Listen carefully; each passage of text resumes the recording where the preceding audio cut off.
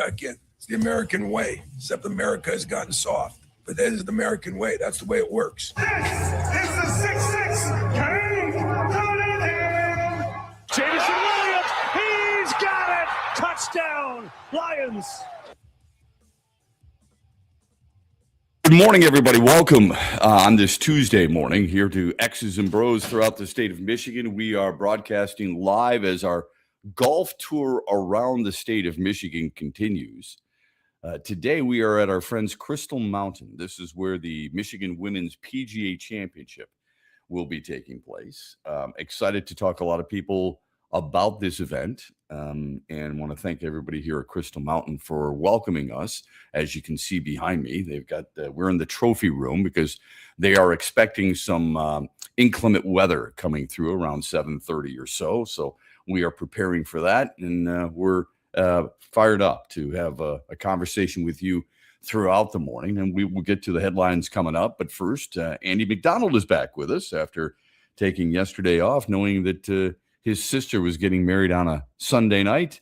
How was the wedding, Andy? How was the nuptials and the party afterwards? It was awesome. It was definitely at first a little nerve-wracking, I guess. I did like a reading during the ceremony, so that part got me a little bit. But my dad stole the show because he was just bawling his eyes out, taking her down the aisle. So that kind of took the pressure off of me. I felt like so that made it a little bit easier. But yeah, afterwards it was fun, just around a lot of people. It was like, it wasn't my wedding, but it felt like it was kind of like being at my wedding in a way because there's so much family and people that I knew. Like every time I walked through anywhere, I was saying hi to somebody else that I may have not seen in a minute or something. So did you have an opportunity to just kind of sit back and take it all in, or were you constantly just imbibing beverages and then dancing your night away? Yeah, I mean, I definitely did a lot of that afterwards. But yeah, no, during there, like the dad-daughter dance and all that kind of stuff. That was that got me finally. So I held it together pretty well until that, but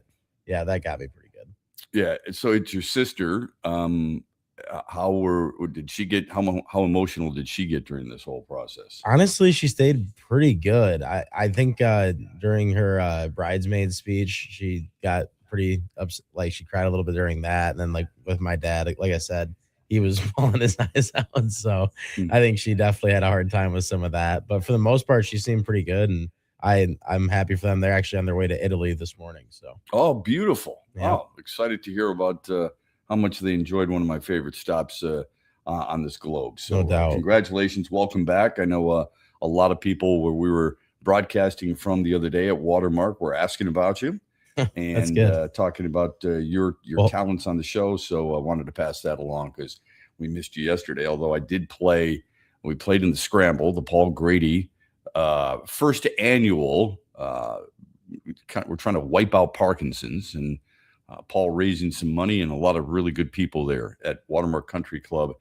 in Grand Rapids had an absolute blast. Was not able to stick around too much afterwards because we had to quickly get here to Crystal Mountain for an event last night that was fantastic, and just really, really fortunate to be able to be associated with some of these clubs that we brag about throughout the state of Michigan. We are, as many people know, we are so fortunate to be able to have the golf life that we have in this state. And I know it's not as long as we want it to be. It's not as long as I want it to be either. Okay. We wish we could play 12 months of a year, but we have some of the finest, not only golf courses, but facilities and the people running those facilities. So a hats off to all those people from Watermark yesterday and Redwater who joined us, and we greatly appreciate it. What did you think of the course in general? I really liked it. They changed it. All right. It went under a drastic change not too long ago. I don't know what it was like before, but I do like that it requires some specific shots. Probably my favorite hole is a par 4 that close your eyes and picture the number 7. You have to hit a 210-yard shot. So for me, a 5-wood that lands between two traps, and then there's a trap on the right. So if you go too far, if you hit driver, you're done. 3 wood goes too far in all likelihood. So a little 2 wood, and then you got to look to an elevated green that it has water on the left and OB behind it. So you really have to be, and if you miss it right, it slopes down. It'll be a hell of a chip. Oh yeah. So sounds like one of those for sure. Yes. So I like courses. I don't know if it's my favorite hole, but it's because 18 is pretty cool too. But it's really one of those courses that requires you to use just about every club in your bag. Man. I don't like grip it and rip it courses where I get that. Yeah. Yeah, where you and I are taking driver out of our bag on every par 4. Of course, you're going to do it on a par 5, but on every par 4. I also don't like courses that give me a 240-yard par 3. Yep, amen to that. What's the longest par 3 that's acceptable for you?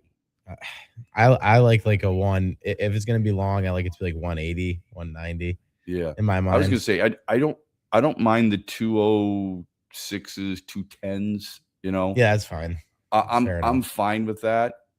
I don't like the ones that require even decent golfers to take anything more than probably a 3 wood out of your bag. Right. It's just it's telling me that it's not long enough to be a 4, and it's probably it's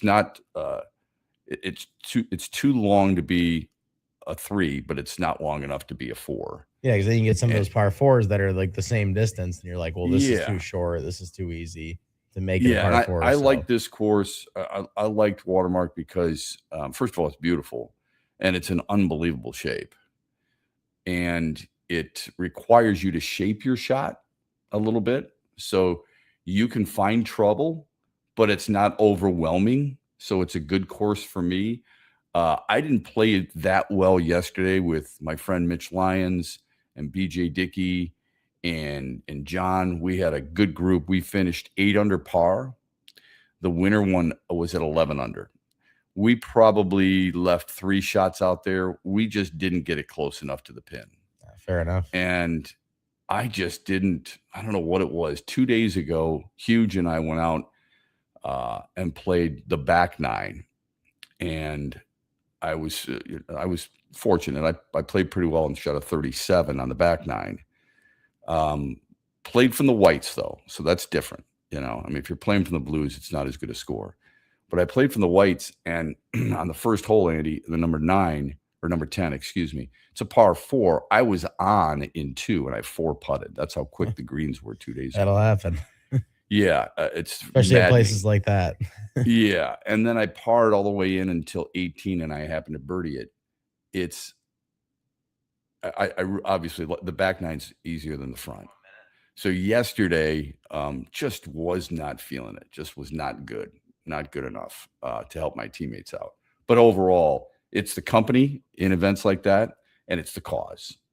Those are the first things. Absolutely. It's CCG. It's company, or it's cause, company, golf. That's how it should be in that order. And the company was fantastic. Could not ask for better teammates. The cause was noble, and Paul Grady is a wonderful man and a larger than life member of that community. So many people know him. It's amazing how quickly that sold out, and the support they had, especially there from Watermark. And then the golf was wonderful too. I just wish I could play better. All right, when we come back, the Terrion Arnold news, the Tigers snap out of a funk last night. We'll get to a lot of that, plus folks coming in, visiting with us here on X's and Bros. We are live from Crystal Mountain Resort. Pumped to have you along on a Tuesday on X's and Bros. Huge here for all the ABC warehouse locations in Michigan. Now, if you're looking for the best prices on TVs, furniture, appliances, mattresses, and more, you need to go to abcwarehouse.com. You can shop there and also shop in person at all ABC warehouse locations across Michigan. For the one close to you, go to abcwarehouse.com. Best deals on TVs, appliances, furniture, and mattresses at all ABC Warehouse locations in Michigan. You know, we're fortunate here in Michigan. We have some of the greatest golf courses in the country. Tullymore and St. Ives is part of the reason we can brag the way we do about our golf. Once you visit Tullymore, you'll keep coming back. The view is breathtaking. The golf is fantastic. The accommodations are regal, and the people are special. It really does feel like a home away from home at Tullymore. Make your play and stay reservations today by going to tullymoregolf.com or by calling 1-800-972-4837. That's 1-800-972-4837. Celebrate the soul of folk and Americana. The Lumineers Automatic World Tour comes to Soaring Eagle Casino and Resort Sunday night, July 19th, with special guest Josiah and the Bonnevilles, part of the Soaring Eagle Outdoor Summer Concert Series. Tickets start at $67 and are on sale now at the box office or online at etix.com. Showtime 8 p.m. See the Lumineers live with Josiah and the Bonnevilles, July 19th at Soaring Eagle Casino. SoaringEagleCasino.com. Where are you watching the Tigers this year? Superfly Hayes here for Detroit Sportsnet. Sign up like the Ute Show did with the Detroit Sportsnet Tigers Wings package. Subscription info at tigers.com and MLB.com. What's up, Michigan? You're listening to my good friend Shep. The Huge Show is coming up later today at 3, right here on the Michigan Sports Network.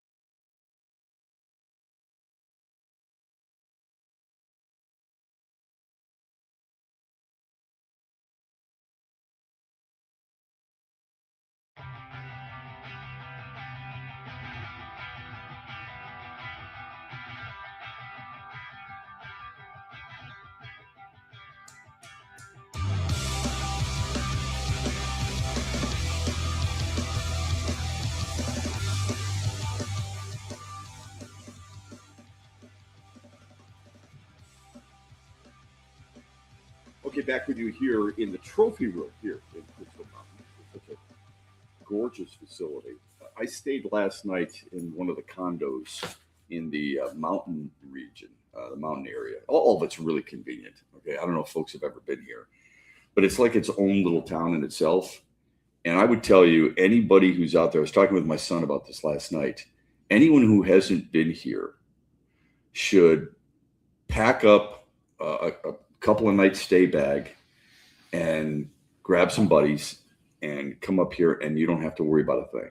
Okay, everything is right here at your fingertips. It's not just the golf, it's the lodging, it's the people. And look, I mean, you can do it in the wintertime too. You can come here and ski. That's fine. I'm not a skier. I'm talking about strictly from a golf standpoint. It doesn't get a whole lot better than that. They've got clubs up here you can buy. They've got everything you could possibly want in their pro shop. People here are fantastic. The kids just jump out. I parked yesterday. I wasn't even golfing. I parked yesterday. 2 young men came out and said, "Good afternoon, sir. How can we help you?" I mean, it's like, okay, thanks a lot, man. I got it taken care of. It's the little things in life that oftentimes I think get overlooked. And yeah, for sure. I want to make sure. Yeah. So, Andy, you know what I'm talking about. Yeah, man. When you go to a place, like I've always felt customer service to me has always been really important, but sometimes it's lost. It could be in a restaurant, could be at a hotel, whatever. Here, every detail is set. I showed up here this morning at a little after 5:05. IT director is right here on his laptop. How can I help you? Mark the pro here in the pro shop. That's the kind of stuff you right don't get away. everywhere. You don't get that sure, everywhere. And you know what? When you get it, you appreciate it. That's number one. 100%. And number two, people need to know about it. Because when you and I go on some type, we'll call it a vacation, okay? But we'll call it a golf vacation. When you go on a golf vacation, do you really want to have to worry about all the ancillary BS? No, I mean, nobody does. Yeah. Nobody does. Exactly right. So when you get here, they've got golf simulators. We had a meal last night. This is underrated too. Food. Had somebody come in last night from Scotland, and I was sitting with them, and we had a dinner last night that had like a beef tenderloin, and it had chicken, and it had salad. And he looked at me, he says, you really appreciate the food you have here. He went back like for at least 2 plates. He said, it's so good. And it was really good. So a beautiful event last night for the Michigan Women's PGA. They're going to tee off today. 24 consecutive years. A place has its proverbial blank together when the Michigan PGA is here 24 straight years. You don't do that. You could take it around different places throughout the state. But you're going to stay here. Why? Because every detail is covered.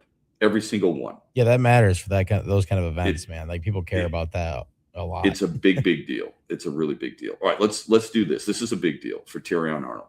Former first-round pick, had his bond set at $1 million by a Hillsborough County judge in Florida. He's got to keep his residence in Tallahassee. He can't have any contact with the 6 defendants who are involved in the armed robbery, kidnapping charges. I want you to think about that for a minute. Here's a young man at age 23, signed a $14 million contract, $7 million guaranteed. And what is he doing? He's involved because $250,000 worth of merchandise was allegedly stolen from his Airbnb. Consequences. He had to surrender his passport. Lions cut him yesterday. Now what? How does a general manager of a football team stand in front of a media, anywhere else? Let's just take Baltimore, okay? Jesse Minter and his Steve Piscotty the owner, stands in front of the media and says, yeah, we've signed Terrion Arnold. I know right now he's out on $1 million bond, and he's being allegedly, going to court for armed robbery and kidnapping. How do you sell that to a fan base? Now, in fairness, maybe you can, because of the way the NFL is right now. We talked about it last week. The number of players just this offseason is at about 15 with aggravated problems. I don't stop with the Roger Goodell and the public relations big kumbaya hug stuff. It drives me nuts when you see all these players getting in these types of trouble. And the NFL does hardly anything about it. And you know what? More and more fans are recognizing it, and they're looking at it. That's okay. He'll get another chance. You do that, you're out at your job. These guys do that. People want to take another chance at him. So the Lions have cut ties with him. I know Nick Saban wrote a letter on Terry and Arnold's behalf. I know when he was drafted in the first round a few years ago, there were nothing but positive things about him said. And I said this yesterday. I know, too, that he was considered the best cornerback in the draft. Quinyon Mitchell was drafted before him. You could have gone 1A, 1B. All right. 14 offensive players taken in that draft. The first 14 players drafted in that draft were offensive players. Terry and Arnold was a pick that I think most Lions fans celebrated. We are not any longer. Tigers snap out of their 3-game funk, a 7-3 win in the Bronx. They hand the Yankees their 5th loss in a row. Detroit blew it open, played in 4 in the 3rd. Kevin McGonigal, Hao-Yu Lee. Hao-Yu Lee's been better than I think a lot of people expect. He's been better than I thought. I can tell you that. Both had a couple of RBIs. Casey Mize was the story. And this is what I want to get into. He tossed 7 scoreless innings. He allowed just 1 hit, struck out a career-tying high 10. Believe it or not, Andy, what do you think Detroit's record is against teams that are over 500? I would guess it's actually kind of good because they're 20 and 17. Yeah, that is the best in the American League. All right. Wow. That's a 541 winning percentage. All right. They are 15 and 32 against teams under 500.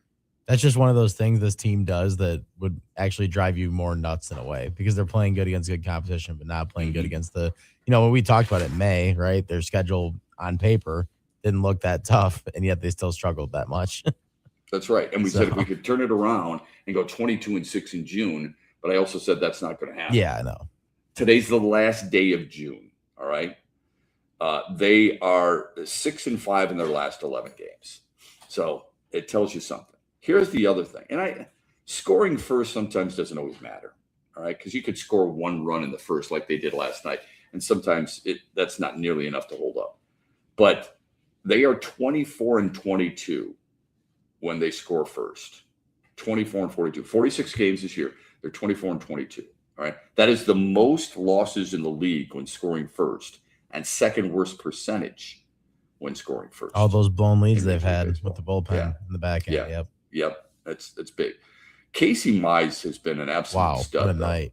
It wasn't long ago when people were constantly complaining that he's a bust, that he's not a 1-1.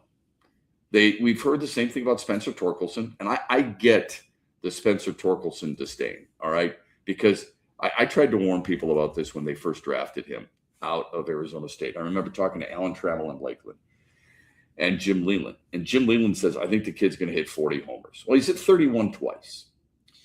Alan Trammell said, he's not going to hit for average, but he's going to hit for power. So with Spencer Torkelson, we're going to have to look at slug and we're going to have to look at OPS. Casey Mize's numbers at Auburn were eye-numbing. I mean, it was crazy. You had to do a double take on pretty much everything he did just because the strikeout to walk ratio at Auburn was stupid. Like, you just don't find that very often. He struck out 100 his last year at Auburn, okay, in 2018. He struck out 156 batters and walked 16. The year before, he struck out 109 batters and walked 9. So his last 2 years at Auburn, he only walked 27 batters while striking out 265. Think about that for a minute. 265 to 27. So you're looking for that to take place. Well, it's coming into form. Casey Mize last night, 10 punch-outs, 0 walks, 1 leadoff double in the third and took care of it. So he's been outstanding. So we're going to get more into Casey Mize on the back end. Terry and Arnold, too. We look forward to everything that is on your mind in the world of sports here on X's and Bros as we roll on from Crystal Mountain on a Tuesday morning, brought to you by Mitch Lyons Wealth. Rod Stewart returns to Soaring Eagle Thursday, September 3rd. The Soaring Eagle Summer Outdoor Concert Series with special guest Richard Marks. Tickets start at $71 and are on sale now at the box office and etix.com.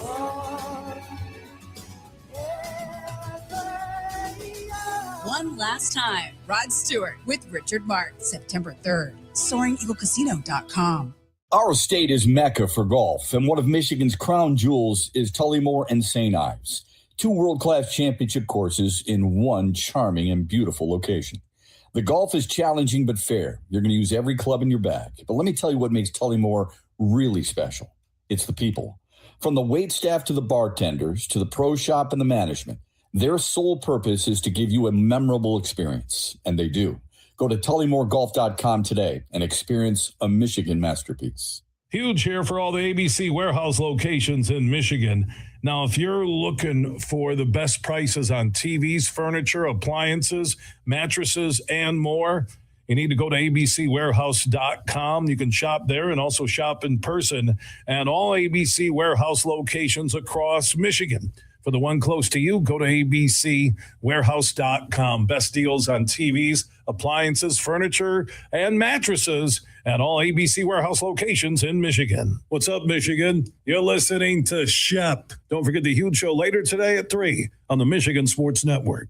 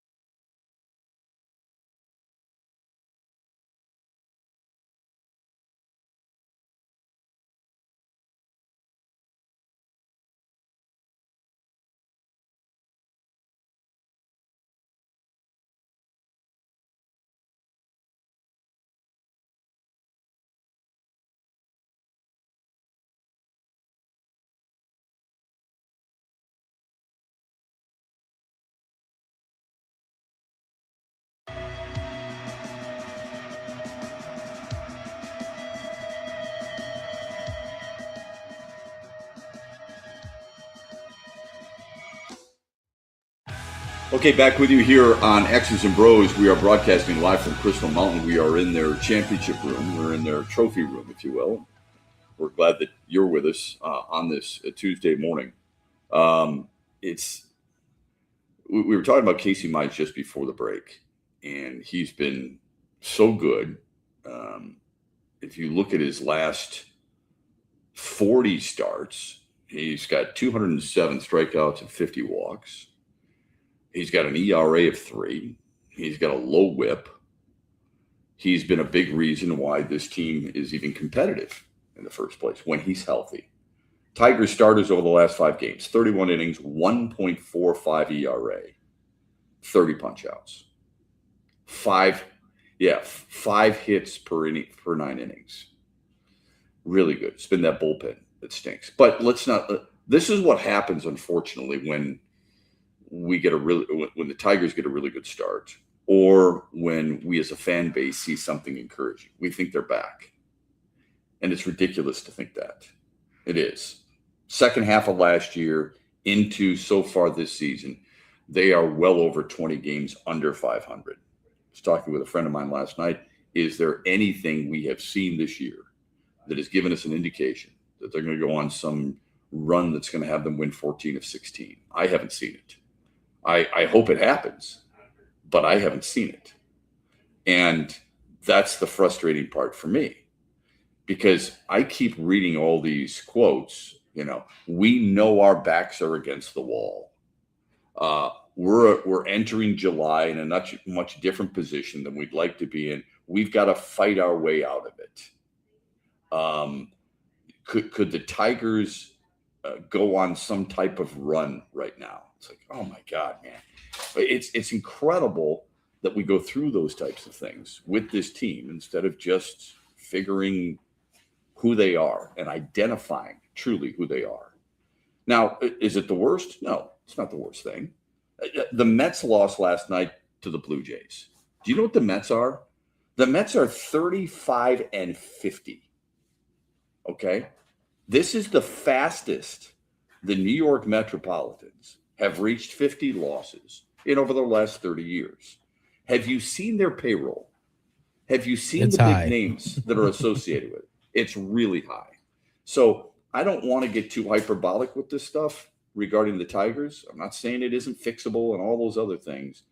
But when they can get their starting pitching, the frustrating part for me, Andy, as much as anything else, is if you can get their starting pitching to go, if you would allow their starting pitching to go, if the starting pitchers would actually tell the manager, the pitching coach, they get your ass back in the dugout.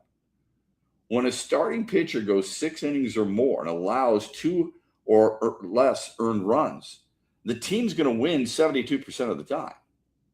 Unfortunately for the Tigers, that is not the case. Unfortunately for the Tigers, they win 57% of the time. And that's not even close to good enough. Okay.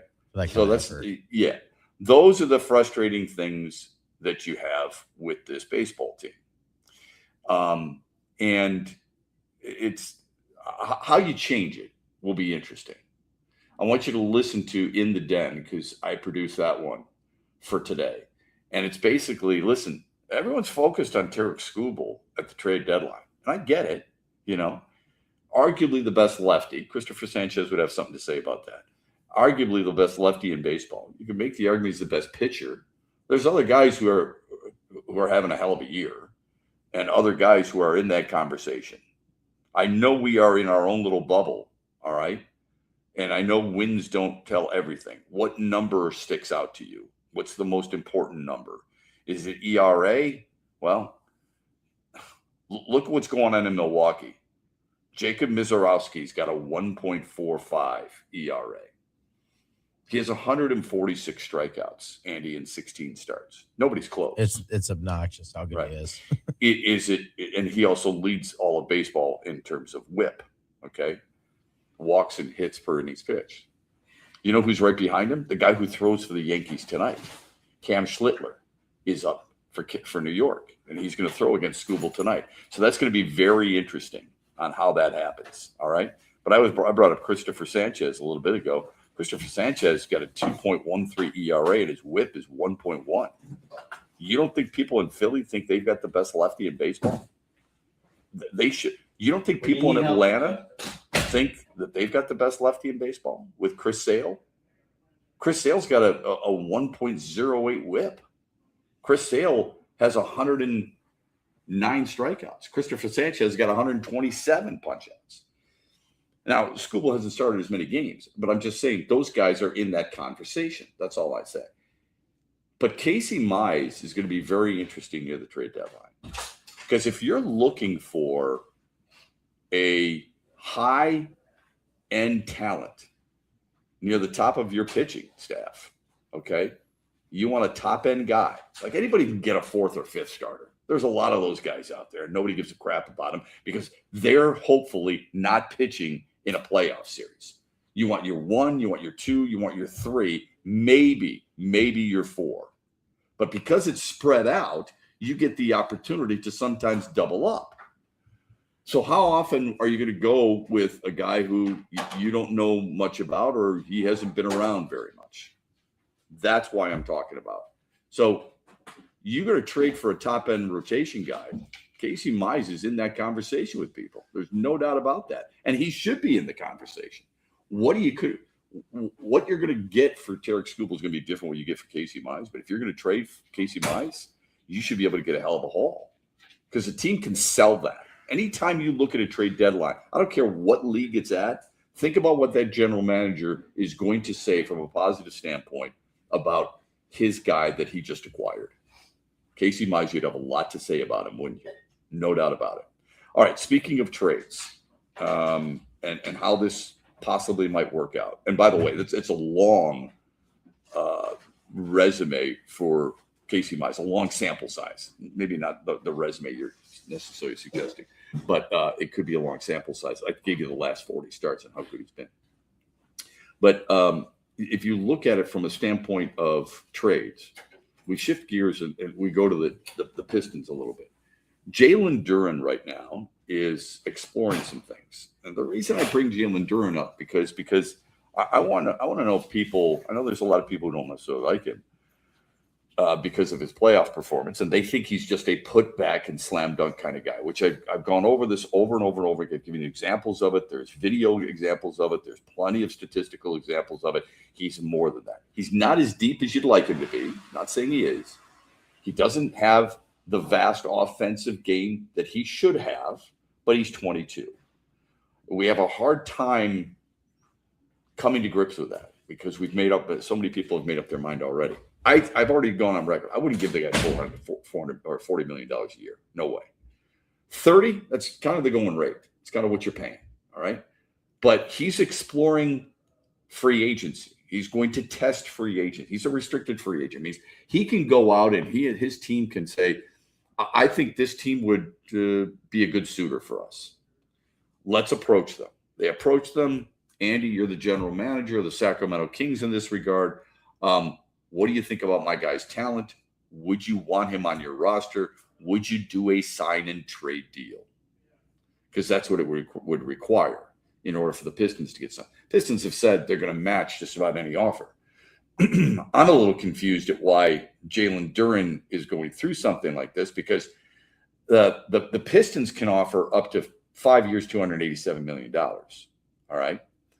That's a big lump sum, right? That's a lot of money. Other teams outside the Pistons, they are capped at a maximum, and Omari Sankofa did a good job of this in the Free Press, that a maximum deal starting up to 25% of the cap. 5% raises over the 4 years. Detroit's a 5-year deal. Anybody else would be a 4-year deal. All right. 5% increments, which comes out to $177.5 million. Okay. The Pistons can offer the additional 1 year, and it's not as much per season, but it's more overall. You get it? So I don't want to throw too many numbers at you, but the Pistons can offer more years, more total money.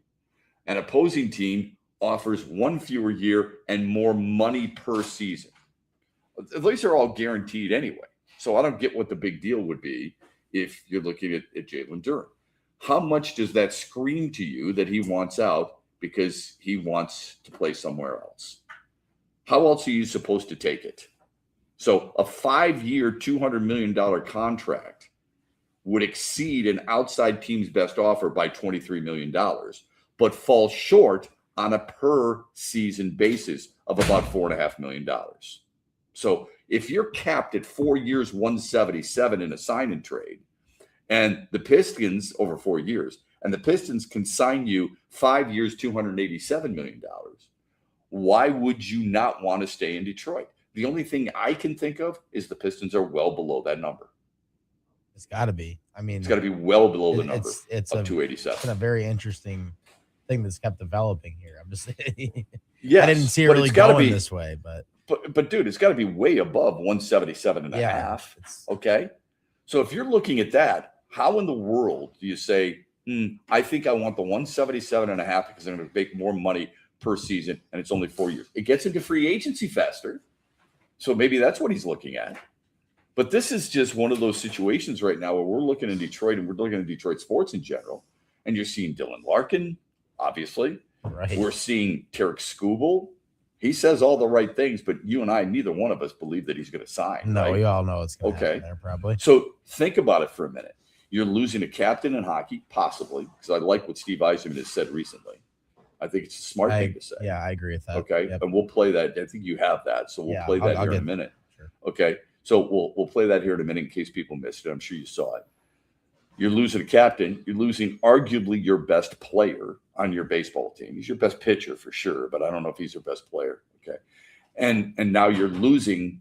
You may not. He's obviously not as good as Cade Cunningham, but Jalen Duren's an all-star, and he's a third-team NBA player. If you missed what Steve Yzerman said, and this was about the draft, after you get done with the draft, he and Chris Draper got together for the media, and they were talking about the prospects that they just drafted and the excitement that they have associated with those draft picks. And somebody had asked, obviously, and rightfully so, about the Dylan Larkin situation. This is what Steve Yzerman had to say about Dylan Larkin. Dylan has 5 years remaining on his contract. My job as the manager of the Detroit Red Wings is always to do what is in the best interest of the Detroit Red Wings, and I will act accordingly to that. So I cannot make any guarantees, or did not make any guarantees that request could or would be met. As Wojo had asked, there is certainly a lot of uncertainty around that. So with that being said, it sounds almost crafted. He knew he was going to get the question, so he's prepared for it. I have no problem with those who are being interviewed having almost like a stand-pat answer. But it's the right answer for sure. Yeah, did you get a chance to watch like the whole interview, like the whole thing? Yeah, okay. I felt like, because a couple of people were trying to ask, and he was kind of like messing with them a little bit. I felt like I was like that. I honestly was surprised at how I felt like he was going to seem more stressed. Yeah, he didn't seem like very stressed at all to me during any of that. And the reason is because, and I've tried to tell people this, but nobody wants to believe me, and that's fine. Everybody thinks Dylan Larkin has the upper hand. He doesn't. He does not, man. Okay, no. I've said this from the very beginning. He's got 5 years left on his contract. It's not like this is Justin Verlander way back in the day when the Tigers traded him, or JD Martinez when the Tigers traded him. Verlander had 1 more year left on his contract. JD Martinez was up for a free agent. He was going to be a free agent, so you had to get rid of him. That's the Tarek Skubal situation. Who's got hand right now? Seinfeld episode. Tarek Skubal, right? Dylan Larkin doesn't. Jalen Duren doesn't either. The Pistons can sit back, Trajan Langdon can say, okay, what are you doing? Who signed you? Okay. We're going to exceed what Sacramento, in this case, is going to sign you for. And then if he doesn't want to re-sign with you, it tells you something. Then you do the sign and trade. Domantas Sabonis, I'd be happy with that. Now, he's not as good defensively. He's more gifted offensively. He's going to rebound for you. He's going to pump in points. He's a gifted passer. He gives you something you do not have. So, I mean, if you think about it, over the last 48, 72 hours, over the last few weeks in general from the Detroit overall scope, think how much your teams are changing. Okay, because we know about the Tarek Skubal situation. Jalen Duren now exploring a trade. He's going to talk with people with the Lakers, according to other national members of the media. Suddenly, I don't know what the Lakers could offer. What is it LA would have that you would want? Austin Reeves for Jalen Duren, probably not exactly what you're looking for, because you need a big. With Isaiah Stewart gone, I know you love your Paul Reed. You don't have that right now unless you can find somebody else where you could do a sign and trade, or you could do a free agent signing, and I just don't see that. And the Dylan Larkin situation, that overall scope. Think about how much your team is changing. Tobias Harris, there's a belief that Tobias Harris isn't going to come back to Detroit. There's a belief that they're going to release Duncan Robinson. How much is this team changing outside of Cade Cunningham and Asar Thompson? Yeah, do we really think? I mean, the end of the year that this roster was going to look this much different? I mean, well, we don't know it yet, but it sure seems like. I mean, all the reporting is that that's exactly what's taking place. That's a big blow right now for Detroit in general. Our phone number, by the way, in case you want to join us on the Meyer hotline, is 866-838-4843. You can text us, Sports Radio, to 21,000. Let's see here. First of all, Shep, I was, this is from our friend Freddie, never called Mize a bust. The facts today is he's pitching better than Tarek over the last 2 months, and both have been hurt. I'm more upset at Scott Harris. Going to let him walk probably at worst, won't even trade him. And if you're not going to sign him, he should be traded today. Kid's going to go on and win a Cy Young once he leaves here. I truly believe that. I don't know if he's going to win a Cy Young. It's hard to win those, all right? Think about it for a minute. Nolan Ryan never won a Cy Young. 7 no-hitters, but never won a Cy Young. Roger Clemens never had a no-hitter, but won multiple Cy Youngs. I forget exactly how many, 5, something like that. Anyway, I don't even know if he's been pitching better than Tarek over the last couple of months, but I do agree with this. Look, maybe, just maybe, they're going to re-sign him. To say that they're not is unfair. If he ends up not signing him, then you can be pissed off. Duren in Sacramento will never happen, so we'll never have to worry about the playoffs. Okay, I get that. We'll see what's going to happen there. Let's see if, and then you've got the DeBrincat situation, as somebody brings up in the text. What happens with the trickle down effect? Duren, Harris, Robinson, Larkin, DeBrincat, Kane, maybe Skubal, Mize, Torres, players like that. All of it. Sometimes it's a domino effect, and it doesn't look good for any of the Detroit teams in that regard. You'd much rather be a buyer than a seller. Stay with us on a Tuesday morning. We are at Crystal Mountain. We are inside their trophy room. Excited to talk about this event. Excited to talk about the people who make it such a great event. We're brought to you by Mitch Lyons Wealth and MitchLyonsWealth.com. Huge here for the Michigan High School Athletic Association. You can stay up to date on the latest from Lansing 24/7 at MHSAA.com,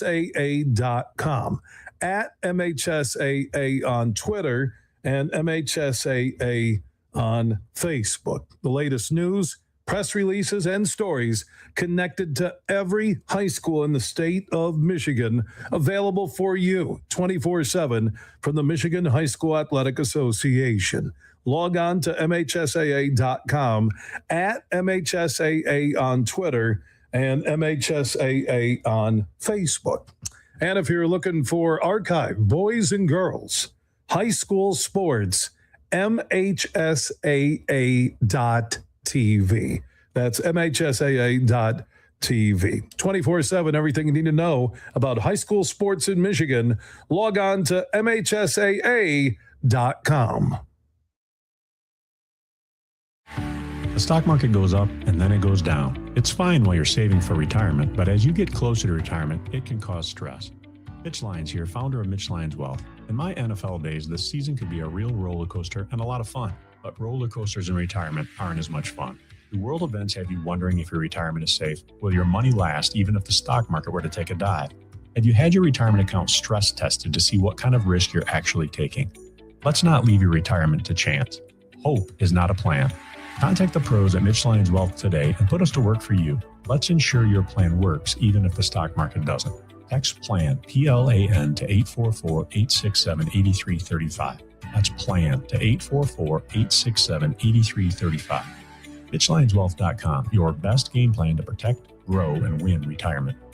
Investment advisory services are offered through MLW Advisory Services, LLC, DBA Mitch Lyons Wealth, a registered investment advisor. The Freddie the Pizza Man Foundation is dedicated to providing support to families and Michigan schools touched by autism. We invite you to join us in supporting these families and schools by making a donation at FreddieThePizzaMan.com. With your donation, you can help provide essential resources that can make a real impact. Visit FreddieThePizzaMan.com to make a donation and to learn more about the foundation's mission. That's FREDI, thepizzaman.com. Together, we can make a difference. Our state is Mecca for golf, and one of Michigan's crown jewels is Tullymore and St. Ives, two world-class championship courses in one charming and beautiful location. The golf is challenging but fair. You're going to use every club in your bag. But let me tell you what makes Tullymore really special. It's the people. From the wait staff to the bartenders to the pro shop and the management, their sole purpose is to give you a memorable experience, and they do. Go to TullymoreGolf.com today and experience a Michigan masterpiece.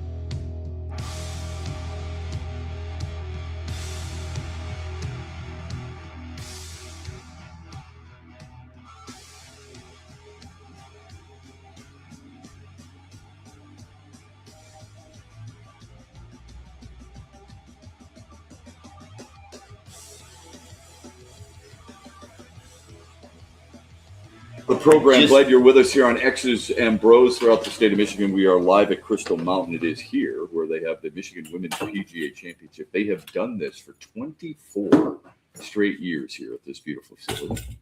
Mark Fennick is the pro here. We're going to get we threw a curveball at Andy, okay, for our YouTube and X and viewers and listeners, because Brittany Primo, who does a wonderful job as a director of communications here at Crystal Mountain, is going to join us. But Mark is under our time frame.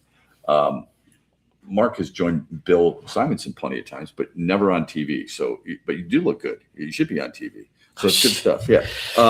Good morning. Well, good morning. This is a labor of love for you, but it's a hectic day. What do you love most about tournaments like this here at Crystal?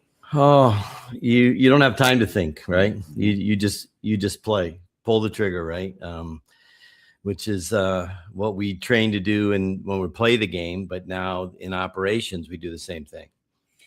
You've been doing this here at this beautiful facility for 24 consecutive years.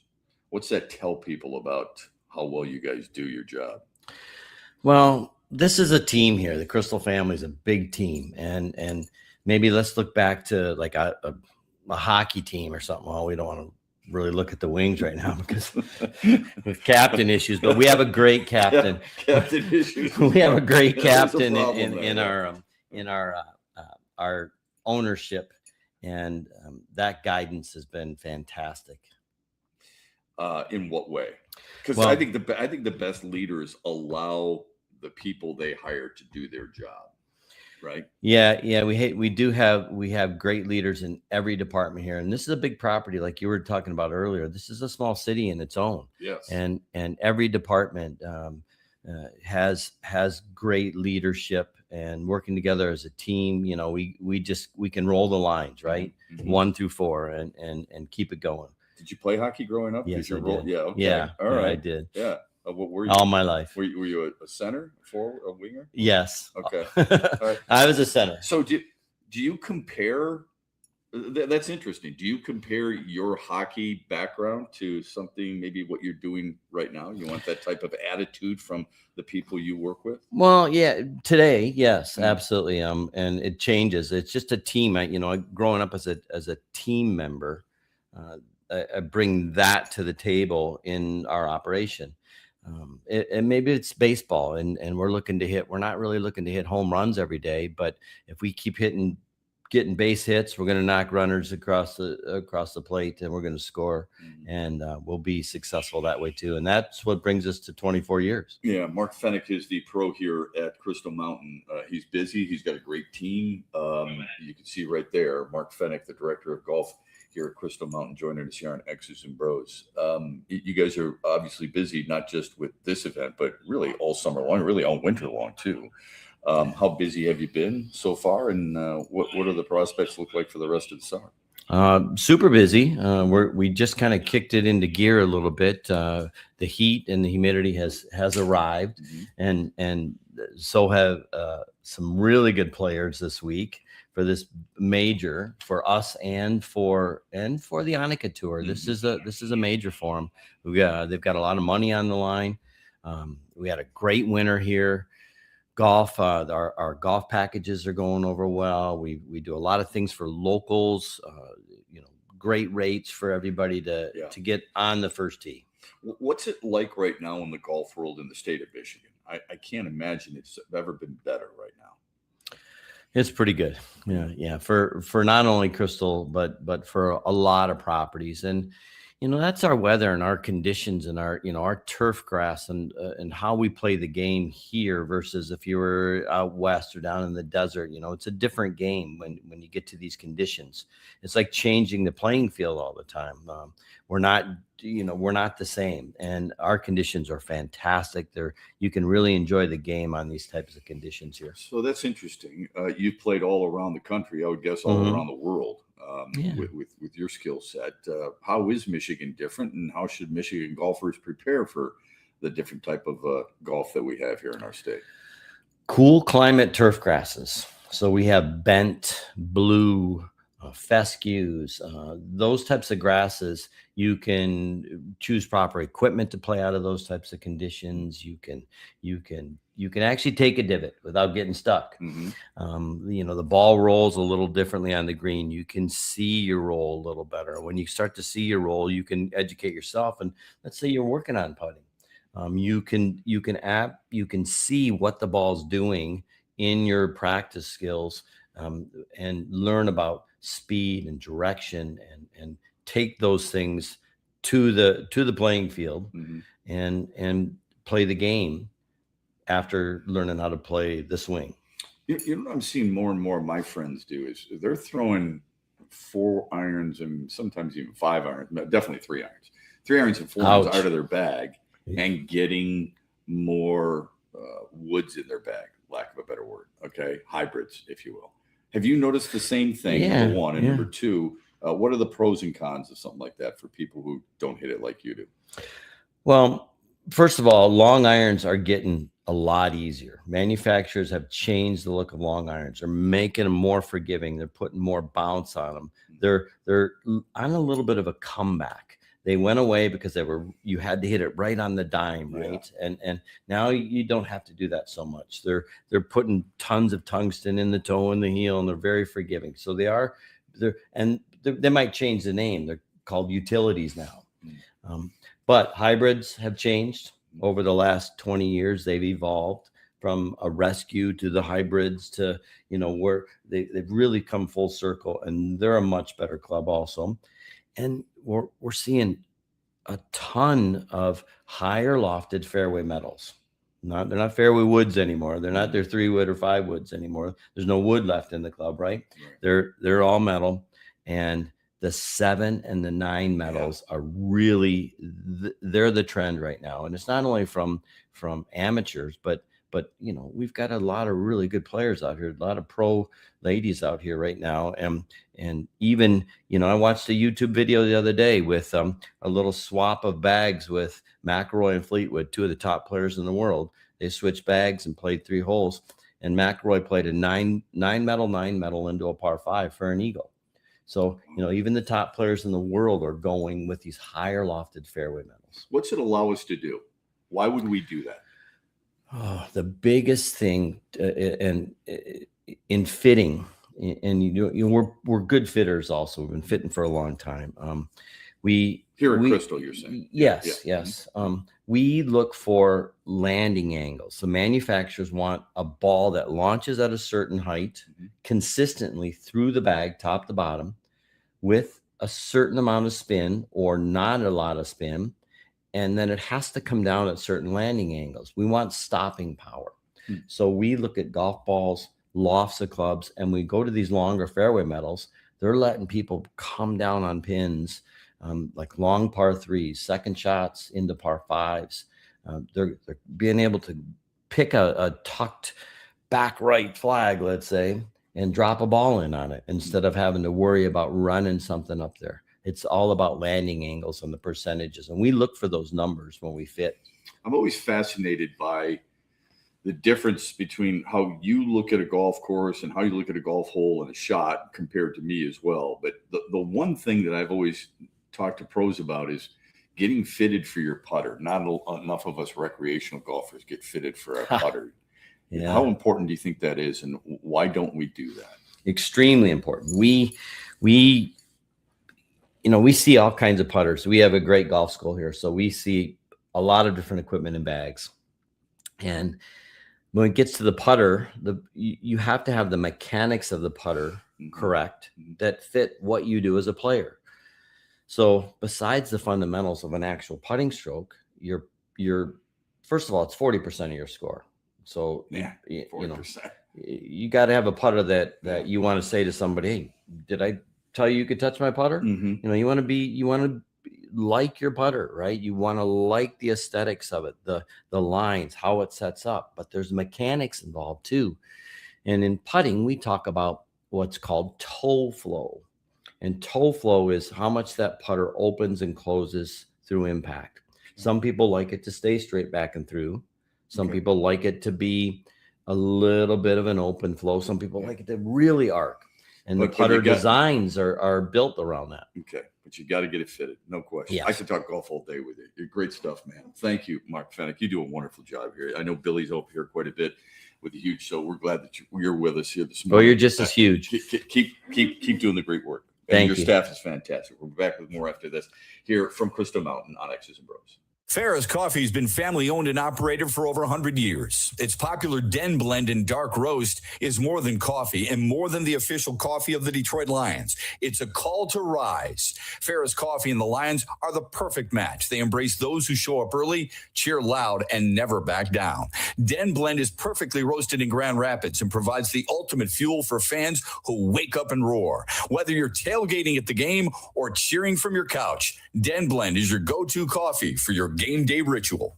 Van Andel Institute Purple Community is a grassroots fundraising network powered by the dedicated volunteers who support VAI's mission to improve human health now and in the future. When you raise funds through the Van Andel Institute Purple Community, 100% of the proceeds go directly to the Institute's research into diseases like cancer and Parkinson's, as well as VAI's science education programs. Learn how you can get involved at purplecommunity.org. Where are you watching the Tigers this year? Superfly Hayes here for Detroit Sports Net. Sign up like the Ute Show did with the Detroit Sports Net Tigers Wings package. Subscription info at tigers.com and MLB.com. What's up, Michigan? You're listening to Shep. Don't forget the Huge Show later today at 3 on the Michigan Sports Network.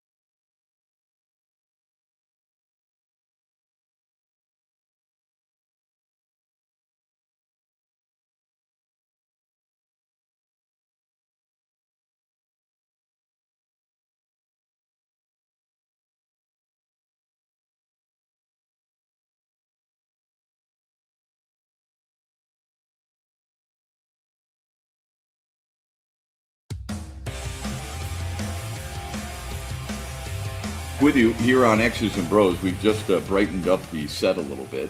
Now it's a lot better looking with me out of the way and Brittany Primo sitting in the chair next to me. She's the Director of Communications here at Crystal Mountain. Thanks for having us. How are you? Good morning. You look good. Well, I told you, I thought this was good. Radio. I missed the whole video broadcast, so I didn't put makeup on. But you know what? Here we are. Sometimes those are the best women are the women who look pretty even without makeup. You try. So a busy week for you, busy weekend, really busy summer as always. How's it going so far? Crystal Mountain is a 4-season resort. A lot of people know us as a ski resort because that's how it started 70 years ago. But we truly are a 4 seasons operation. So people ask me, like, when is your busy time? Or when is your downtime is typically the question. And we really don't have any. And honestly, the transition in between seasons are the busiest because we utilize our whole property in 4 seasons. So, our chairlifts are utilized for skiing and snowboarding in the winter, but then they're used for scenic chairlift rides, weddings, conferences and meetings, special group events in the warmer months, and fall chairlift rides, the scenic views. And then, up at the Golf Learning Center, that's our cross-country learning center in the winter. So everything kind of transitions. So it's always a busy time here, and summer is no exception. Well, that's a good thing. What's the difference between the winter and the summer from a busyness standpoint? Because golf, it seems like just there are so many people here flooding it on a regular basis. Yeah, so golf is certainly a busy time of year, but I will say though, winter is mother. So we have about 750 employees in the winter and about 550 in summer. That's surprising to me. Yes, you would think, but winter is mother around here. Yeah. Okay. Well, that's great. I've never been up here in the winter time, and full confession, the summer I can't get enough of because I just love the little village feel. People are driving slowly and people are walking, even if they don't play golf. They're just walking and casually enjoying one another's company. What do you enjoy most about this tournament at your beautiful facility right now? Well, I'm so glad you brought up both, like you hit the key words, the village, the walkability, and the bikeability, because that is exactly how Crystal Mountain is set up. And so I'm glad you noticed that, it's set up so you can park the car and just stay for the weekend or extended stay, whatever you need to do. But from a tournament standpoint, I don't think this is a place that the girls have been to. You go to a golf resort, that kind of thing, but we are truly a 4 seasons resort. It's a family resort, so you can bring the whole family and make it more than just a golf outing. And that goes for any, meetings, conferences. And to go back to your question about asking about the busyness of summer, families come up here because the kids are out of school. And so it really is a destination. In our region, it's not just Crystal Mountain. You can park the car and stay here for as long as you need. You have lodging, dining, activities. You got the gym. You have everything you need right on site. But nearby, you have Lake Michigan. 20 minutes away is Sleeping Bear Dunes, the most beautiful place in America. So there truly is so much to do in Northern Michigan, our region. Traverse City Tourism is a sponsor for the Michigan Women's Open, and so is Cherry Capital Airport. And both of them are just great champions for this region. And we partner with people like that because it's more than just Crystal Mountain and Benzie County, but our 5-county region. But we see that regularly. When we're here, you get that feel. You get the sense that not only do you park the car and walk or bike, but you almost put the phone away, you put the computer away, and you unwind. It's just borderline tranquil here, But what's the biggest feedback you get from people about your golf? About the golf, I think, Mark hit on it very, very well.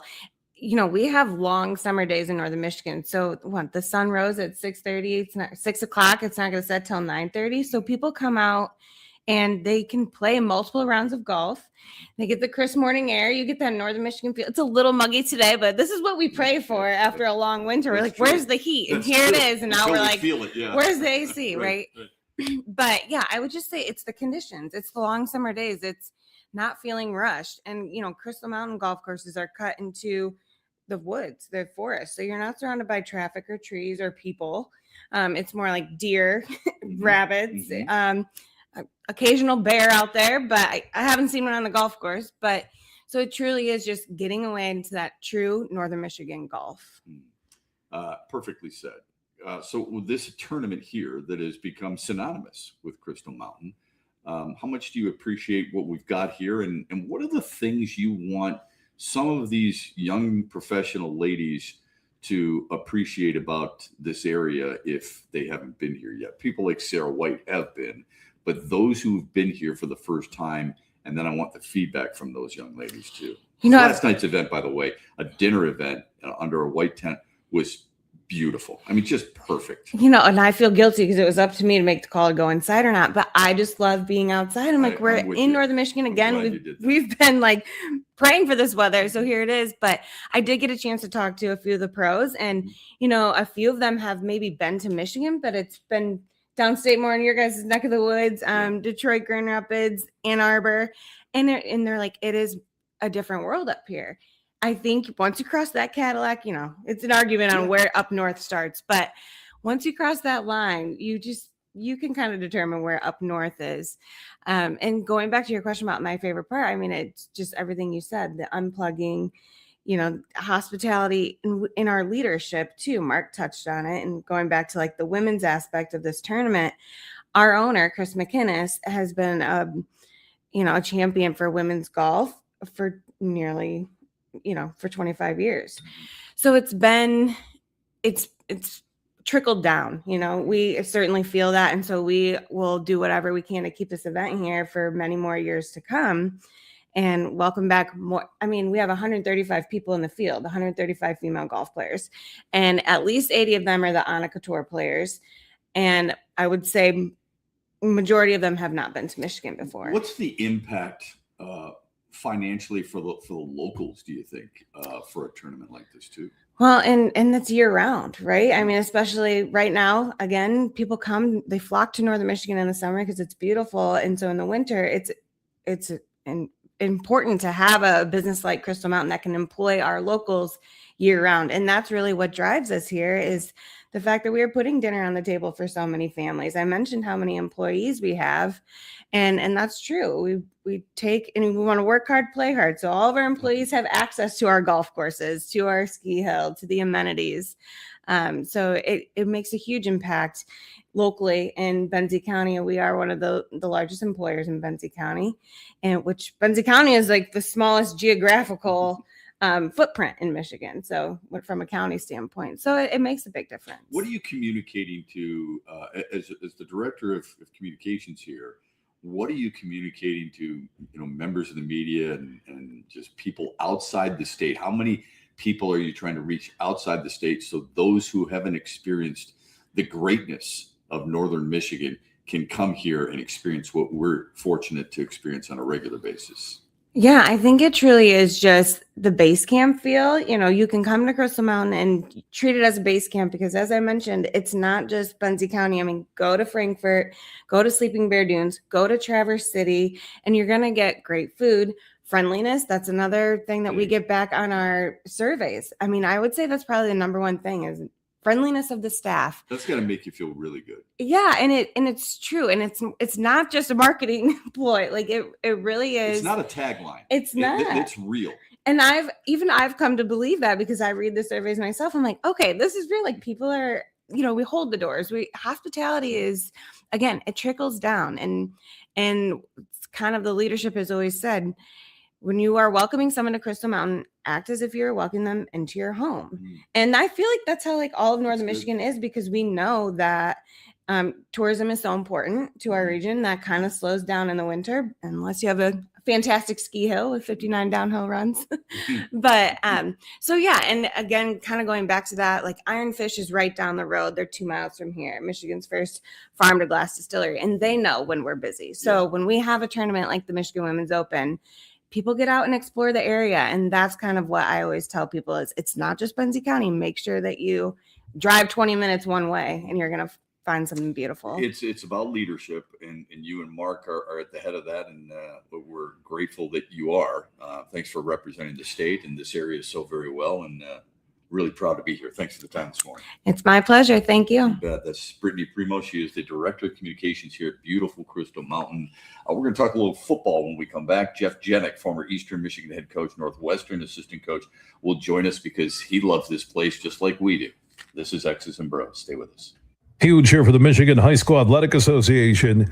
You can stay up to date on the latest from Lansing 24/7 at MHSAA.com, at MHSAA on Twitter, and MHSAA on Facebook. The latest news, press releases, and stories connected to every high school in the state of Michigan, available for you 24/7 from the Michigan High School Athletic Association. Log on to MHSAA.com, at MHSAA on Twitter, and MHSAA on Facebook. And if you're looking for archive boys and girls high school sports, MHSAA.TV. That's MHSAA.TV. 24/7, everything you need to know about high school sports in Michigan. Log on to MHSAA.com. Celebrate the soul of folk and Americana. The Lumineers Automatic World Tour comes to Soaring Eagle Casino and Resort Sunday night, July 19th, with special guest Josiah and the Bonnevilles, part of the Soaring Eagle Outdoor Summer Concert Series. Tickets start at $67 and are on sale now at the box office or online at etix.com. Showtime 8 p.m. See the Lumineers live with Josiah and the Bonnevilles, July 19th at Soaring Eagle Casino, SoaringEagleCasino.com. What's up, Michigan? You're listening to Shep. Don't forget the huge show later today at 3 on the Michigan Sports Network.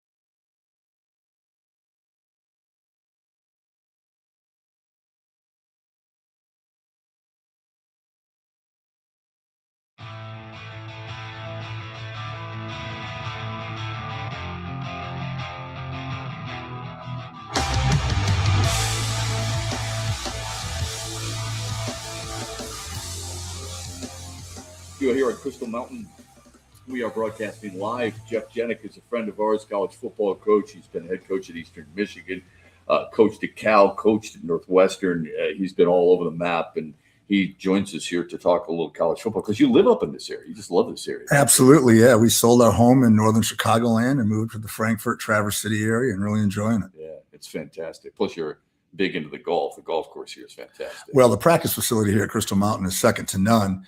And obviously with the Betsy Valley course in Mountain Ridge, it's just outstanding. Obviously hosting the women's Michigan AM today and tomorrow and Thursday. So it's a great place to improve your game. You just got back from Scotland, didn't you? Absolutely. How'd you do? Not too bad. I broke 80 once. Oh, nice. Couldn't putt real well, but hit a lot of fairways. And, it was just a wonderful trip. The Scotland Cup via McLaren's new irons that just came out, and had a wonderful time in Aberdeen and Inverness, Scotland.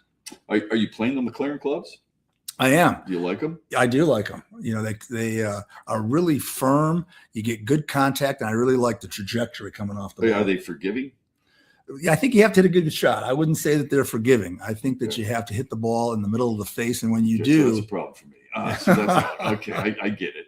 Let's talk football here for a little bit. The Terrion Arnold situation is so bizarre, right? Nick Saban wrote a letter to a judge in Florida before the sentencing that was basically read in so many words. He's never given me any reason to think he is other than an upstanding character individual.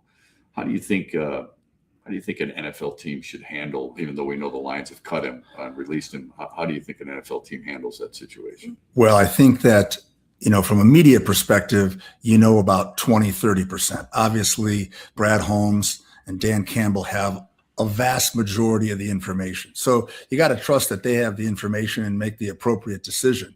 I think we've all seen throughout the last 10, 20 years how the social media tsunami can bury someone's career, can completely derail you. And then you come to find out 5 years later, after a court case, everything's acquitted, but obviously that individual's career is lost. And so you just don't know where this falls in between. Obviously, you're more concerned about the victims in a situation like this than anything.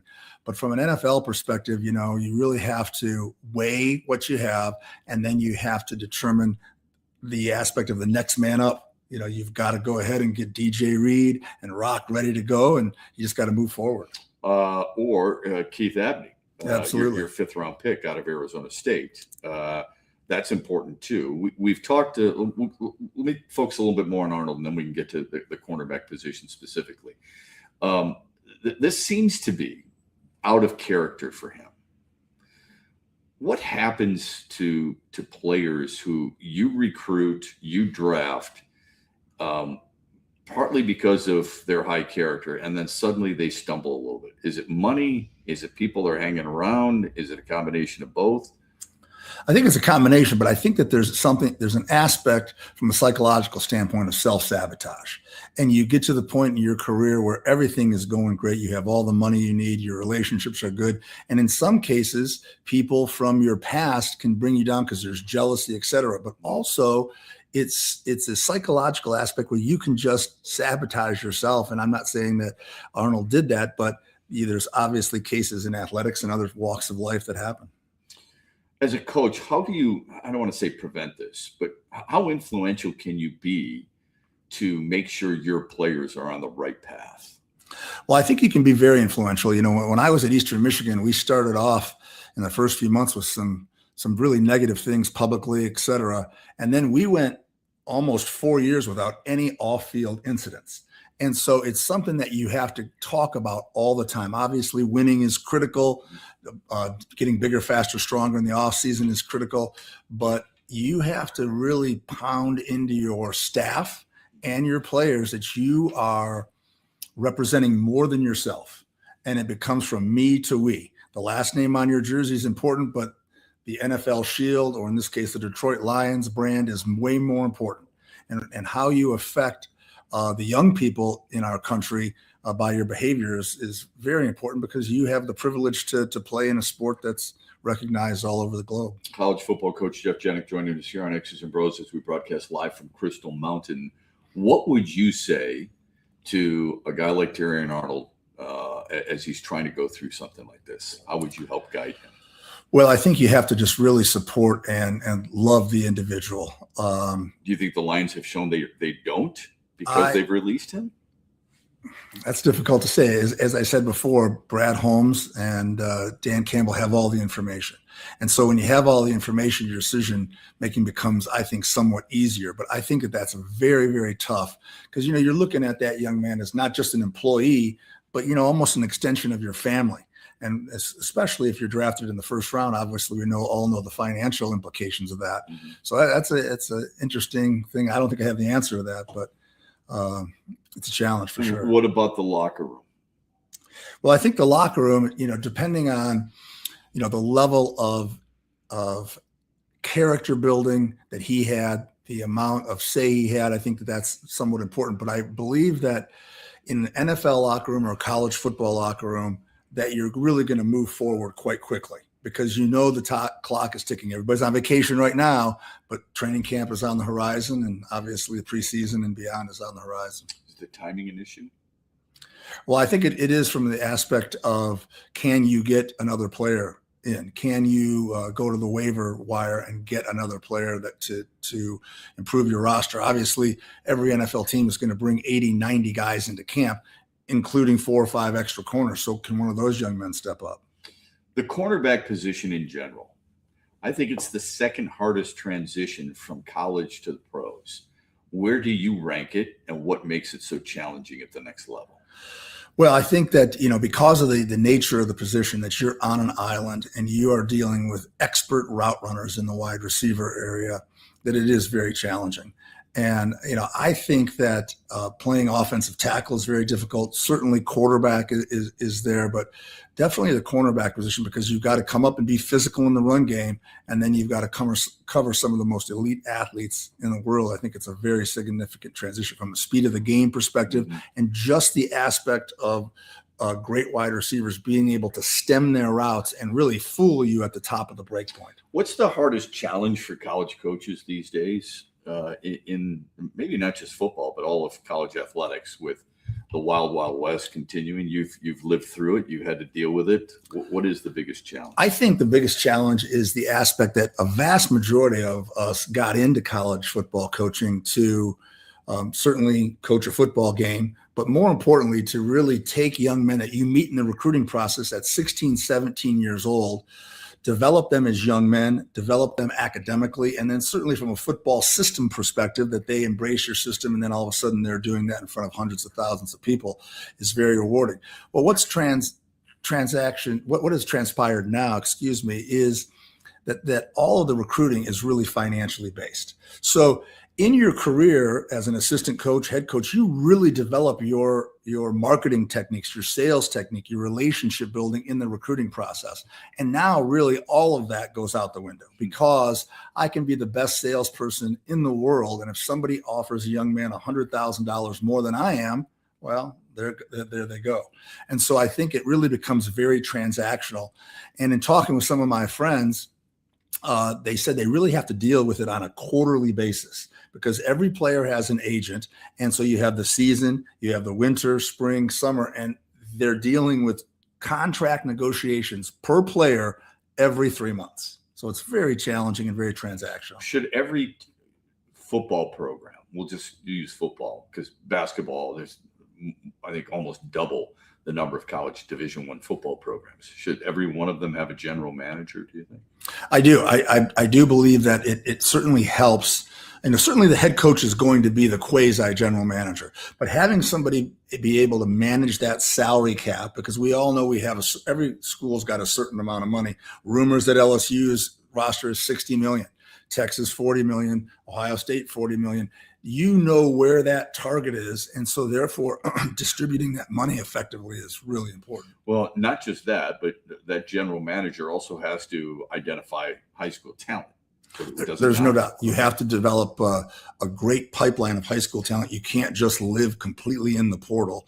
And I think that the biggest asset the general manager does is he's able to handle all the financial aspects. So therefore, the 10 assistant coaches and the head coach obviously knows, but the 10 assistant coaches are really kept kind of out of that loop as far as what everybody in their room or on the offense or defense or special team side of the ball is making. Do you want to be outside that loop? I think you do, because why is that? Well, if you let's just say you coach the tight ends and the general manager has recruited tight end A and he's making $400,000, but all of a sudden you go through fall camp and you realize that the third string tight end's the best. Well, he's making $50,000.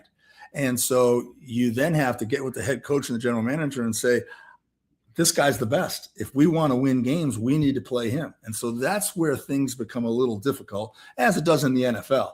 But the information's public in the NFL, and in college, it's always kind of a little cloak and dagger on who's making what, et cetera. What would you do if you were in charge of the college football arm of the NCAA? What would you do to fix this nasty issue that is continuing to hang over its head, number one, but number two, also, I think it's chasing a lot of college football fans away. They look at it more as a business. It's not that they're not going to watch, and it's not that they're not going to attend, but what they're doing right now is they are more disgusted with it, and they feel like it is more corporate-based than anything else.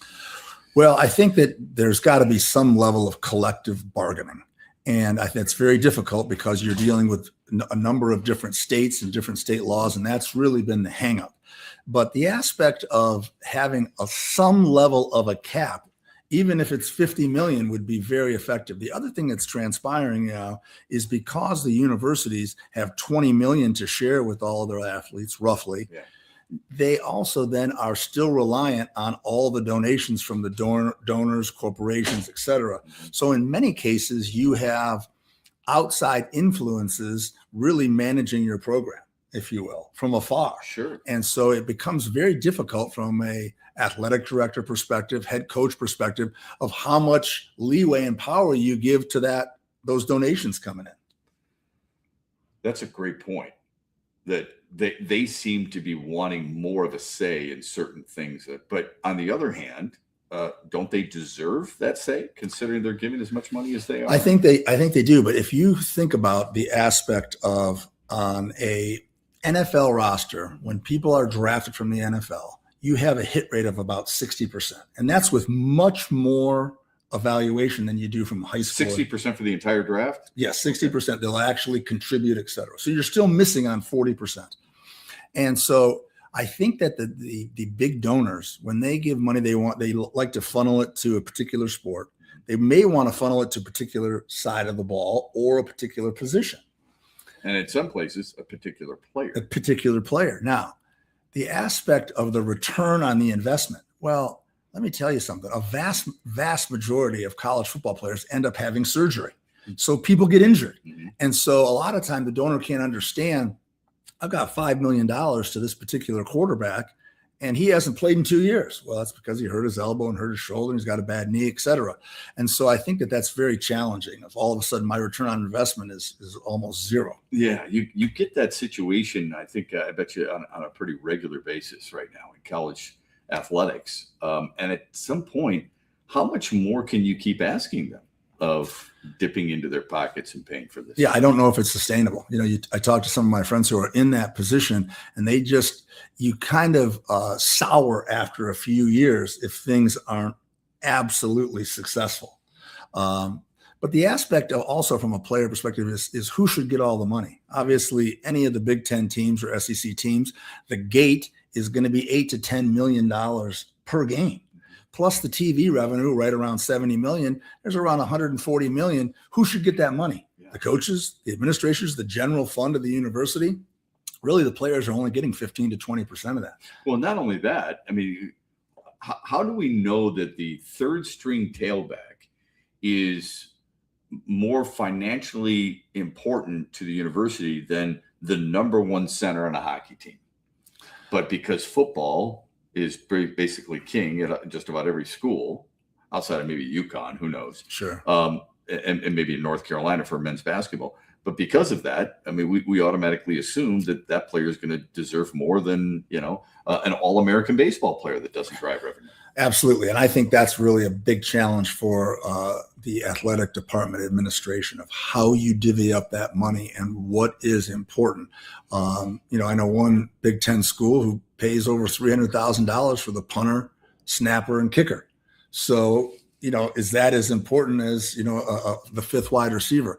Well, it depends on if that game-winning field goal is being done. You certainly want a good snap and a good kick. So It's really the aspect of the general manager, the athletic department determines what lump you're going to get, what percentage of the 21 million, and then how much money you can raise. What's the biggest challenge in recruiting players today, do you think? Well, I think it's still the evaluation process, and then the aspect of, do they have their hand out waiting for how much money they're going to get? And do you have the appropriate funding? And if you don't, then you have to go back to the old school way of really developing a great relationship, great sales techniques, and then also conveying to them what the direction of their career will be and how it will develop into positive playing experience, winning, and a financial gain. What's been the most common question student athletes at the high school level give you as you recruit them? Where do I fit in the program? Where do I fit offensively, defensively, special teams? Where do you see me in 1 year, 2 years? How are you going to get me bigger, faster, stronger? How are you going to make me improve fundamentally in my particular position? And then how much money am I going to make now? Wow, and how much money am I going to make later? I would have thought it would have been the money aspect would have been an earlier question. It is. It's all of those. But, if you are dealing with a little less of a pool, you then have to really rely on those first four categories. Are you concerned about your sport? Like how deeply concerned are you? Well, I would say that from an old school perspective, sure, there's concern. But if you look at the TV ratings, if you look at the product on the field, if you look at the stadium attendance, it's through the roof. And it's almost as if the fan, it's like, hey, I don't like these guys getting paid so much. One of my neighbors in Wisconsin, who went to the University of Wisconsin when I was coaching there, says, I like watching the Packers. I know that those guys are making $450 million collectively, roughly, with the cap. I don't like the Badgers and, the fact that they're making $20 million and I have to contribute and pay for that. But I think that ship has completely sailed. You either get on board with the NIL or, like Wisconsin, you're going to struggle each year. Very educational. Jeff Jenick, college football coach, joining us here at Crystal Mountain. Appreciate it, my man. It's always good to see you. Absolutely. Great to see you. Keep hitting them straight. We will shoot straight for sure. Gary DeSerrano, the president of the Annika Women's Golf Tour, will join us when we come back as we broadcast live from Crystal Mountain here on X's and Bros, brought to you by our friends at Meyer. The stock market goes up and then it goes down. It's fine while you're saving for retirement, but as you get closer to retirement, it can cause stress. Mitch Lyons here, founder of Mitch Lyons Wealth. In my NFL days, this season could be a real roller coaster and a lot of fun, but roller coasters in retirement aren't as much fun. Do world events have you wondering if your retirement is safe? Will your money last even if the stock market were to take a dive? Have you had your retirement account stress tested to see what kind of risk you're actually taking? Let's not leave your retirement to chance. Hope is not a plan. Contact the pros at Mitch Lyons Wealth today and put us to work for you. Let's ensure your plan works even if the stock market doesn't. Text PLAN, PLAN, to 844-867-8335. That's PLAN to 844-867-8335. MitchLyonsWealth.com, your best game plan to protect, grow, and win retirement. Investment advisory services are offered to MLW Advisory Services, LLC, DBA Mitch Lyons Wealth, a registered investment advisor. Where are you watching the Tigers this year? Superfly Hayes here for Detroit Sports Net. Sign up like the Ute Show did with the Detroit Sports Net Tigers Wings package. Subscription info at tigers.com and MLB.com. Coming up later today at 3 on the Huge Show on the Michigan Sports Network, I'll deliver huge opinions on everything you're talking about. The good life is firecracker savings at Meijer throughout the July 4th weekend. Load up your cart with summertime crowd pleasers like juicy burgers made with 80% lean ground beef. Now just $3.99 a pound on a 3-pound package or larger, limit 5. Sweeten your celebration with fresh favorites. Sweet corn, 4 for $1. And mini seedless watermelons or tender golden pineapples, buy one, get one for $1. Mix or match. Make the 4th your best yet with good life quality at real low prices. Only at Meijer. Exclusions apply. See all deals in the Meijer app. Do you have old retirement accounts still at former employers that could use some attention? Do you have accounts that the only time you hear from the advisor is when you call them? It might be time to take stock of your retirement and stop settling for less than you deserve. Having retirement accounts doesn't equal having a retirement plan. Hi, I'm Mitch Lyons, founder of Mitch Lyons Wealth. Stop procrastinating and let's coordinate your retirement accounts and make sure you have a plan for success in retirement. At Mitch Lyons Wealth, we help people make sense of all the moving parts of retirement: taxes, income, risk, Social Security, healthcare, and legacy. It all works together, so let's make sure all parts of your plan are working together and not fighting themselves. Let's create a retirement of steel. Contact us today to schedule a brief chat to talk about your situation. If it makes sense, we can talk further. If you're good as is, we'll let you know that too. Go to MitchLyonsWealth.com or text PLAN to 844-867-8335. That's PLAN to 844-867-8335. Investment advisory services are offered by MLW Advisory Services, a state registered investment advisor. You know, we're fortunate here in Michigan. We have some of the greatest golf courses in the country. Tullymore and St. Ives is part of the reason we can brag the way we do about our golf. Once you visit Tullymore, you'll keep coming back. The view is breathtaking. The golf is fantastic. The accommodations are regal, and the people are special. It really does feel like a home away from home at Tullymore. Make your play and stay reservations today by going to TullymoreGolf.com or by calling 1-800-972-4837. That's 1-800-972-4837.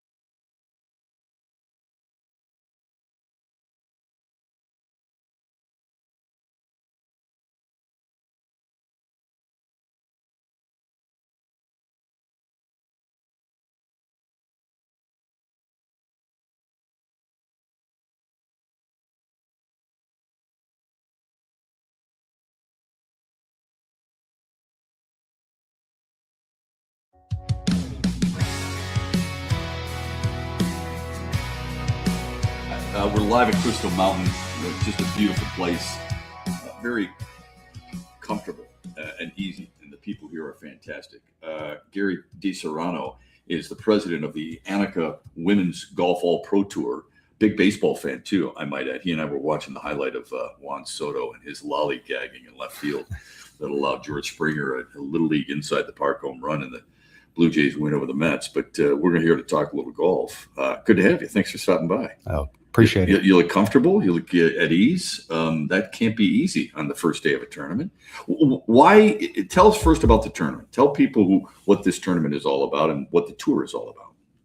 Well, the tournament in general is a historic open for the women here in Michigan. And I believe it's been here at Crystal Mountain for 24 years. 24 consecutive years. Yeah, which is amazing. And this is a beautiful place. And, when I first came here, I thought, what an amazing piece of property, but also just an amazing place to go to play golf professionally. So when we partnered with the section last year, and we also met the folks at Crystal Mountain, we said this would be a beautiful place for an Annika event. So that's where the partnership came from. And Annika Tour has been around for about 6 years now. There just needed to be more opportunity on the women's side of the game, and we met with the LPGA and Annika, and we formed this tour about 6 years ago.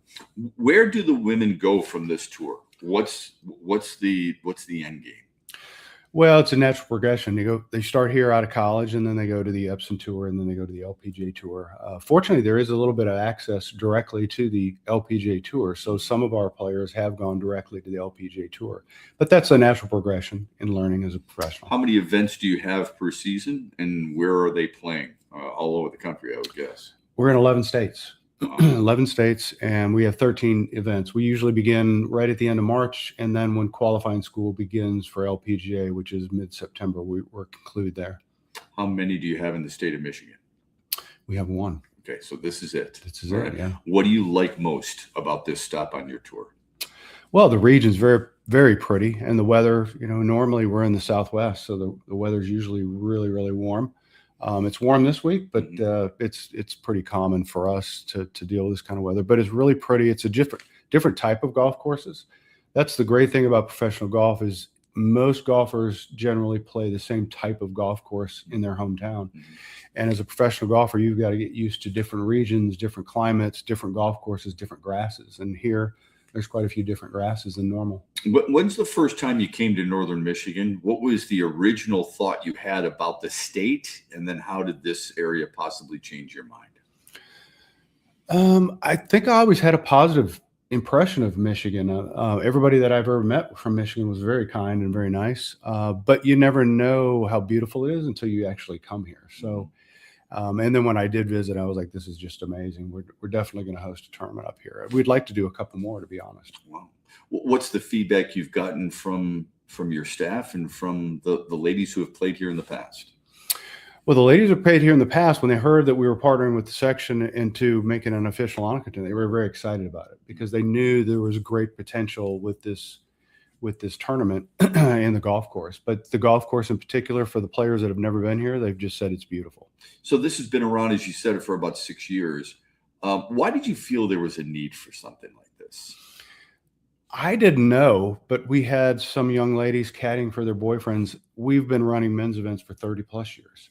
And they said, what you do here, we have a need for. So if you would look into it, that'd be great. So then I did some investigating with the LPGA, and the growth of the game on the women's side has really exploded. It's really nice. It's cool to be a golfer as a young girl now. So that's all exploded. And when we found that out and the LPGA said there was a need, then we just said, okay, well, we're going to take our management team, do the exact same thing that we've been doing on the men's side for the women. And it's really taken off. We actually have more inquiries about our women's tour than we do the men's. When did that change for women, do you think? And how did it come about? Well, I think Lydia Ko had a lot to do with it, with her play on the LPGA tour. She inspired a lot of women. Michelle Weed did as well. But I think it was about 7, 8 years ago, it really started to turn. LPGA started to see more interest in the game. The quarters probably had a little bit to do with that as well. And I just think as it turned, more players started to play, and then there was more demand for players out there. As a golf guy yourself, what do you love most about the sport and what it teaches young men and young women? Well, it's respect more than anything else. I mean, it's an individual sport. You see a lot of professional golfers call penalties on themselves. Mm-hmm. It's all about honor and respect, and I think that really teaches you how to manage your emotions and teaches you about life and how to interact with other people, especially the pro-ams. That's why we have pro-ams. I think the beauty of sports in general is that my hope would that most sports would teach that to people. But unfortunately, because it is so prevalent in our society, viewing wise and radio wise and social media wise, not only are we seeing that aspect of sports, but we're seeing the negative side of things too. We're hearing about stories about Wyndham Clark, who can't seem to get away from smashing a locker at Oakmont, even though he has proven since then that he's been apologetic and he's been a much better representative of the game of golf. We've seen John Rahm kick his club down the course a little bit. Rory McIlroy tell people to get kicked out. Is it the sport, the athletes, or is it the people who are watching it now and are so subjective to so much negativity that maybe pushes buttons a certain way in your mind? Well, I think people just don't allow athletes to be people. And, we all have our moments, and most of the time we learn from those. There's been a lot of players that I've seen come and go through the years that have been probably not the best people, but when they've come back and I've seen them later in life, they look back in life and they say, hey, I made some mistakes. So, some of these folks make mistakes, and it's just a little more highlighted because of the position they're in. And I think people just don't give them the benefit of the doubt that they're going to learn from those mistakes. And I think Wyndham's one of them. I mean, John's been fiery all his life, right? Yeah. And I don't think John's going to change, but I don't think Wyndham in general is that type of person. He just had a moment.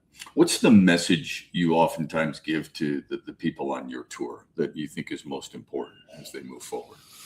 Well, they're very young. And I usually tell them to just enjoy the process, because before you know it, you're going to be an older person just like the rest of us, and you're going to look back going, whoa, those were fleeting moments. What did I learn in those moments? What did I enjoy in those moments? And I really tell them, when they come to a place like Michigan, enjoy the other things that are going on. Go to the coast when you have some time. Go to Traverse City and see some of the beautiful things, because if you just focus on the game itself, it's going to wear you down mentally. So you need to enjoy all the other things in life that come with it. We've heard some players in the past, Lexi Thompson specifically, talk about the loneliness of the tour. What can you do about that to help some of your players not just love the sport, but love the tour itself and the life that's associated with it?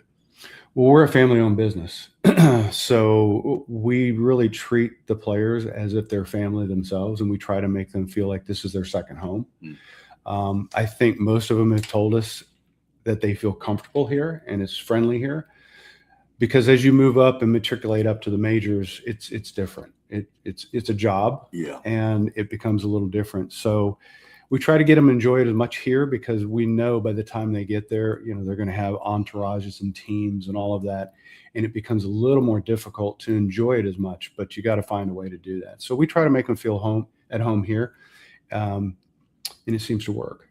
How'd you play yesterday? Not very good. I'm glad that even presidents of a tour can be honest and admit that, yes, this game is, as much as we love it, can be very, very challenging.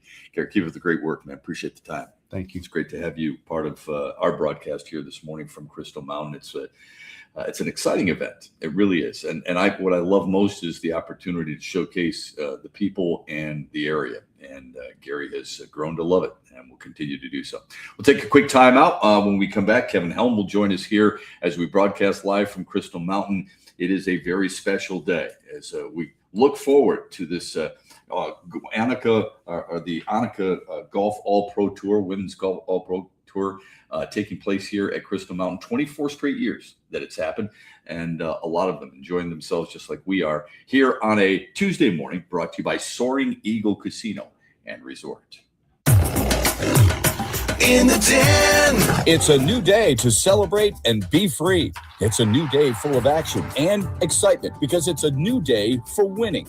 Only at Soaring Eagle Casino and Resort.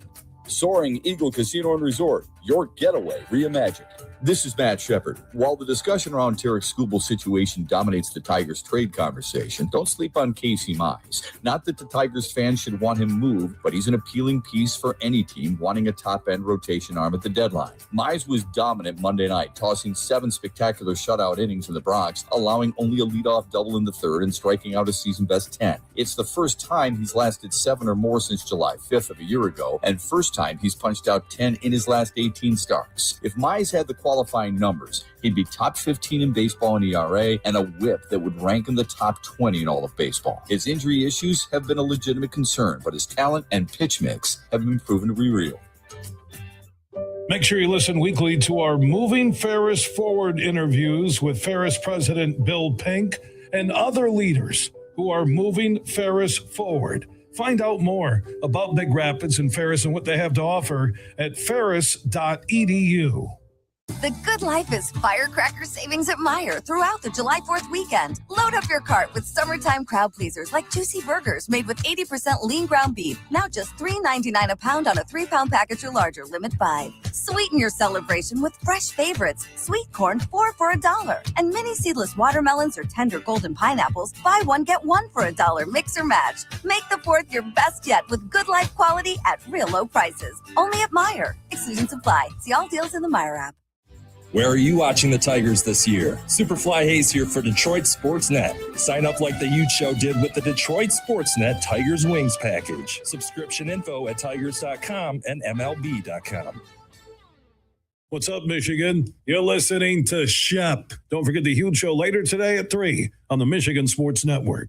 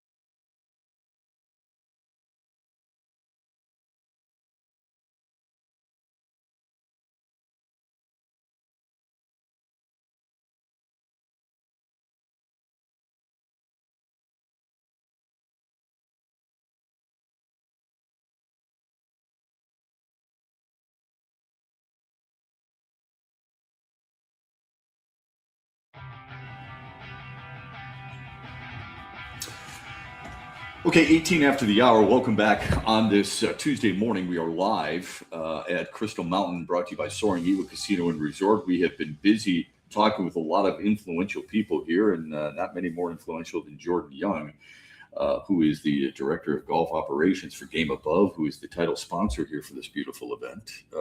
Good to have you, man. How are you? Oh, it's always great to be on the golf course. Yes, Yeah, it is. for sure. Absolutely. Why do you think it's important Game Above get involved in such an event like this?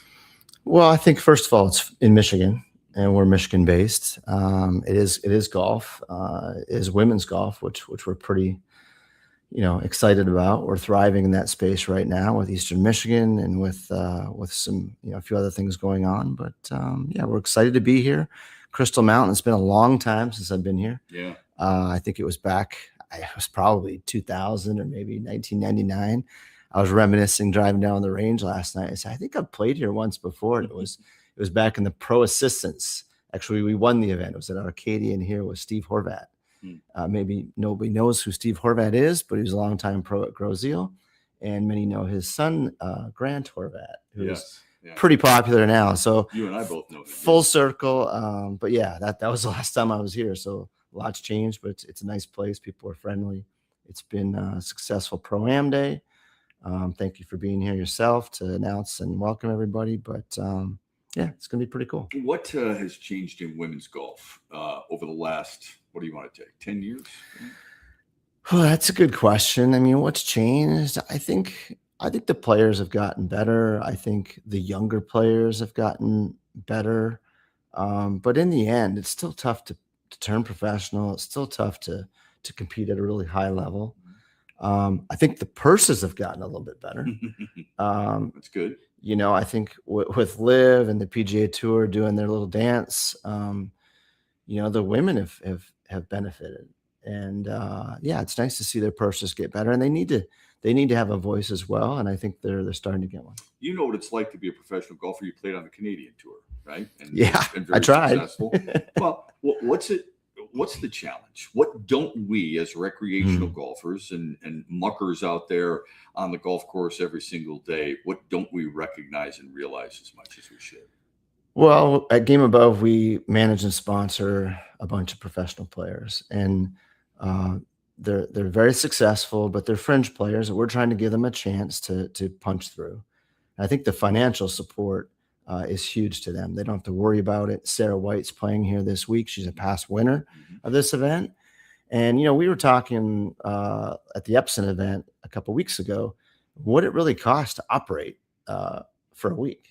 And it's expensive. Yeah. You have travel, you have a caddy. If you have an entourage, truly, if you have a PT person or a swing coach or a short game coach, or maybe your family, or maybe you have kids, maybe you have a spouse. Okay, well, if they're all coming, where are you staying? Are you all staying together? Who's footing that bill? Who's booking your flights? Flights, rental cars, food for the week.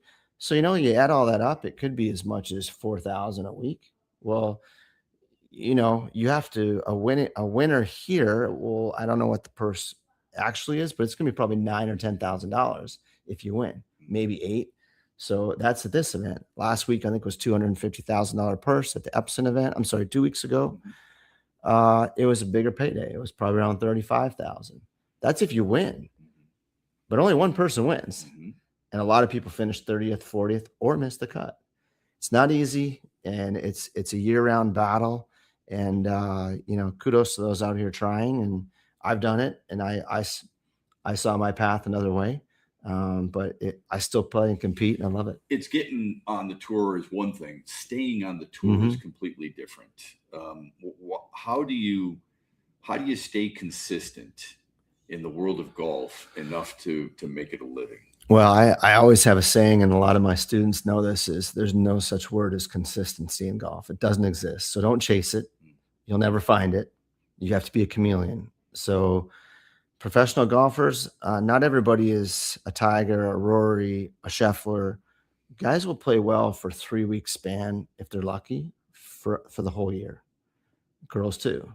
Now, if you get lucky and that happens maybe a couple times a year, you're special. But you have to be really good at having your B game. And your B game still has to make cuts. That's really has to cash checks, has to still have confidence levels.